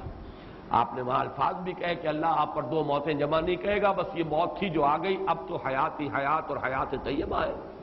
باہر آ کر اب آپ نے خطبہ دیا، من کان یعبد محمدا فإن محمدا قد مات ومن کان یعبد اللہ فإن اللہ حی لا یموت۔ جو کوئی محمد کو پوجتا تھا وہ سن لے کہ محمد کا انتقال ہو گیا، اور جو کوئی پجاری تھا اللہ کا، پوجنے والا اللہ کو، وہ جان لے کہ اللہ تو زندہ ہے جس پر کبھی موت طاری نہیں ہوئی۔ پھر آیت پڑھی وما محمد الا رسول قد خلت من قبلہ الرسل۔ حضرت عمر فرماتے مجھے ایسے محسوس ہوا جیسے یہ آیت اسی وقت نازل ہوئی۔ یہ جو کیفیت ہوتی ہے کہ آیات کا جب مضامین کے اعتبار سے انطباق ہوتا تھا مدنی دور کے مختلف واقعات پر، تو صحابہ یہ سمجھ لیتے تھے بات کہ شاید یہ صورت ابھی نازل ہوئی ہے، حالانکہ وہ صورت مکی دور کی نازل شدہ صورتوں میں سے۔ یہ میں نے خاص طور پر آج یہ ضمیمہ اپنے درس کا اس لیے بیان کر دیا ہے کہ اگلے درس میں ایک بڑی اہم بحث آئے گی سورۃ النصر کے زمانہ نزول کے بارے میں۔ میری رائے چونکہ اس کے بارے میں نے کافی غور و خوض کیا ہے، اور جس رائے پر میرا دل ٹھکا ہے وہ عام جو تفاسیر میں رائے ہے اس سے مختلف ہے، اس لیے میں نے یہ پورا مضمون آج تمہیداً بیان کر دیا کہ خود اس سورہ مبارکہ کے بارے میں مسند احمد ابن حنبل، صحیح مسلم اور سنن ابی داؤد اور سنن نسائی کی روایت کے برعکس جمہور مفسرین نے، ان کے نزدیک اس روایت کی روح سے یہ مدنی ہے، لیکن جمہور مفسرین نے اس کو مکی قرار دیا ہے۔ تو گویا کہ اس میں رائے قائم کرنے کا موقع ہے، امکان ہے، اور انسان جو ہے مضمون کی دلالت کے اعتبار سے، مضمون کیا ہے صورت کا، کوئی نہ کوئی رائے قائم کر سکتا ہے۔ اب دوسری بات میں عرض کر رہا ہوں، آج میں نے تذکرہ کیا تھا، اور وہ میں نے جیسے کہ پچھلی مرتبہ عرض کیا تھا، اب یہ مصحف کا درس، قرآن مجید کا درس مسلسل اب ختم ہوا چاہتا ہے۔ میں سمجھتا ہوں کہ 2 نہیں تو میکسیمم 3 نشستوں میں ہم پہنچ جائیں گے اختتام تک مصحف کے۔ تو چند باتیں میں اپنے اس درس میں ریکارڈ کرا رہا ہوں تاکہ کچھ پتہ نہیں دوبارہ پھر یہ کہیں درس جو ہے شروع ہو تو زندگی میں کتنی مہلت ملے، کہاں تک میں پہنچ پاؤں۔ تو چند باتیں جو ہیں وہ افادہ عام کے لیے میں چاہتا ہوں کہ ابھی وہ نوٹ ہو جائیں، رجسٹرڈ ہو جائیں اور وہ ریکارڈ ہو جائیں۔ اور چونکہ میں نے اپنی 4 سورسز قرار دی، علامہ اقبال، ڈاکٹر رفیع الدین ایک سورس ہے، لیکن وہ کوئی مفسرین میں سے ہے ہی نہیں، ایک فکر ہے، ان کا سوچ ہے، تعبیر کی ہے انہوں نے۔ علامہ اقبال کو میں اس دور کا سب سے بڑا ترجمان القرآن مانتا ہوں۔ عظمت قرآن کا جتنا انکشاف اس شخص پر ہوا میرے نزدیک کسی دوسرے شخص پر نہیں ہوا۔ یہ میرا وہ قول ہے جس کو میں کھلم کھلا کہتا ہوں، بغیر بلا خوف تردید کہتا ہوں، لیکن بہرحال مفسر نہیں، میں نہ عارف، نہ مجدد، نہ محدث، نہ فقیہ۔ اور دوسرا جو ہے وہ شیخین، شیخ الہند، شیخ الاسلام۔ شیخ الہند مولانا محمود حسن کا ترجمہ، اور شیخ الاسلام مولانا شبیر احمد عثمانی کے حواشی۔ یہ عروۃ الوثقیٰ ہے جس کو میں نے مضبوطی سے تھاما ہے۔ سلف کے ساتھ میرا رشتہ اس حدیث اور اس ترجمے اور تفسیر کے حوالے سے قائم ہے، اسلاف کے ساتھ میں جڑا ہوا ہوں، یہ عروۃ الوثقیٰ اس کی وضاحت میں کر چکا ہوں۔ لیکن استفادہ زیادہ جو میں نے کیا ہے وہ دوسرے 2 شعبے ہیں، مولانا فراہی اور ان کے شاگرد مولانا اصلاحی، مولانا ابوالکلام آزاد اور ان کے معنوی جانشین مولانا سید ابو العلا مودودی۔ ان میں سے 2 حضرات کے ساتھ میری طویل ایسوسیشن رہی ہے، جماعت اسلامی کے ساتھ مولانا مودودی کے ساتھ، پھر مولانا اصلاحی صاحب کے ساتھ اس سے بھی طویل۔ اس پہلو سے میں ان دونوں کے مابین جو بھی کوئی ربط اور تعلق ہے یا جہاں جہاں مجھے اختلاف ہوتا ہے میں اس کو خاص طور پر بیان کر دیتا ہوں، وہ کسی قد کی وجہ سے نہیں ہے، بلکہ اس لیے کہ چونکہ میں نے ان سے بہت کچھ فیض حاصل کیا، لہذا جہاں مجھے ان کی کسی رائے سے اختلاف ہے اسے میں نوٹ کروا دیتا ہوں، تاکہ وہاں میری رائے جو ہے یہ نہ سمجھی جائے کہ میری رائے بھی وہی ہے جو مولانا مودودی کی ہے یا مولانا اصلاحی کی ہے۔ بہرحال اس وقت جو بات مجھے نوٹ کرانی ہے وہ یہ ہے، کیونکہ میں نے آج کہا تھا کہ تفسیر سورہ کوثر کا جب میں نے تقابلی مطالعہ کیا، مولانا اصلاحی صاحب نے تو کچھ بھی نہیں لکھا اور کوئی اس پر محنت نہیں کی، کوئی حق ادا نہیں ہوا۔ مولانا فراہی کی کچھ چیزیں نقل کی جیسے سورہ فیل میں نقل کی ہیں، اسی طریقے سے سورہ کوثر میں نقل کر لی، لیکن یہ کہ مولانا مودودی نے تفہیم میں واقعہ یہ کہ حق ادا کیا ہے، بڑی محنت کی، ساری معلومات جمع کر دی۔ البتہ ان دونوں میں جو ایک فرق و تفاوت ہے اس کے اعتبار سے 2 پوائنٹ نوٹ کر لیں۔ مجھ سے بہت سے لوگ مشورہ مانگتے ہیں کہ آپ کون سی تفسیر ریکمنڈ کرتے ہیں، تو میں ہمیشہ یہ کہا کرتا ہوں کہ مولانا مودودی کی تفہیم اگر صرف آپ پڑھتے ہیں تو حواشی جو ہے شیخ الہند کے اور شیخ الاسلام کا ترجمہ اور حواشی وہ ضرور شامل کر لیجیے۔ تدبر قرآن پڑھتے ہیں تو اس کے ساتھ بھی اس کو ضرور شامل کیجیے۔ اس کی کیا وجہ ہے؟ یہ دونوں تفسیریں چاہے تفہیم القرآن ہو چاہے تدبر قرآن ہو، دین کا جو باطنی پہلو ہے، تصوف کی جو چاشنی ہے، اس سے یہ دونوں تفسیریں بالکل خالی ہیں، قائل ہی نہیں۔ جب قائل نہیں تو ادھر ان کی توجہ نہیں ہوئی، ان حقائق پر نگاہ نہیں گئی۔ موتی ہیں بکھرے ہوئے ہیں، لیکن یہ کہ آپ کی توجہ نہیں ہے، آپ کو نظر نہیں آگے کہ موتی بکھرے ہوئے ہیں۔ مولانا مودودی کا بھی وہ مزاج نہیں، مولانا اصلاحی صاحب کا بھی وہ مزاج نہیں، بلکہ مولانا اصلاحی صاحب زیادہ ہی سخت ہے۔ اس اعتبار سے ان دونوں کی تفسیروں کے اندر یہ پہلو جو ہے، ایک پہلو بہت ہی یوں سمجھیے کہ یعنی نظر انداز ہو گیا ہے، اس پہلو سے وہاں بڑی کمی ہے۔ اس کمی کو پورا کرنے کے لیے حرکی پہلو تفہیم القرآن میں ہے، تدبر قرآن مجید کے اپنے اسالیب، زبان کی بحث، ادب کے حوالے سے، اور نظم القرآن، قرآن کا نظم، سورتوں کا، آیات کا، یہ مولانا اصلاحی صاحب کا خاصہ ہے۔ لیکن دونوں چونکہ اس سے خالی ہے، معنوی اور وہ جو روحانی مباحث ہے، تصوف کے موضوعات ہیں، لہذا اس کو تو شامل کرنا چاہیے ہر صورت، یعنی شیخ الہند کا ترجمہ اور مولانا شبیر احمد عثمانی کے حواشی۔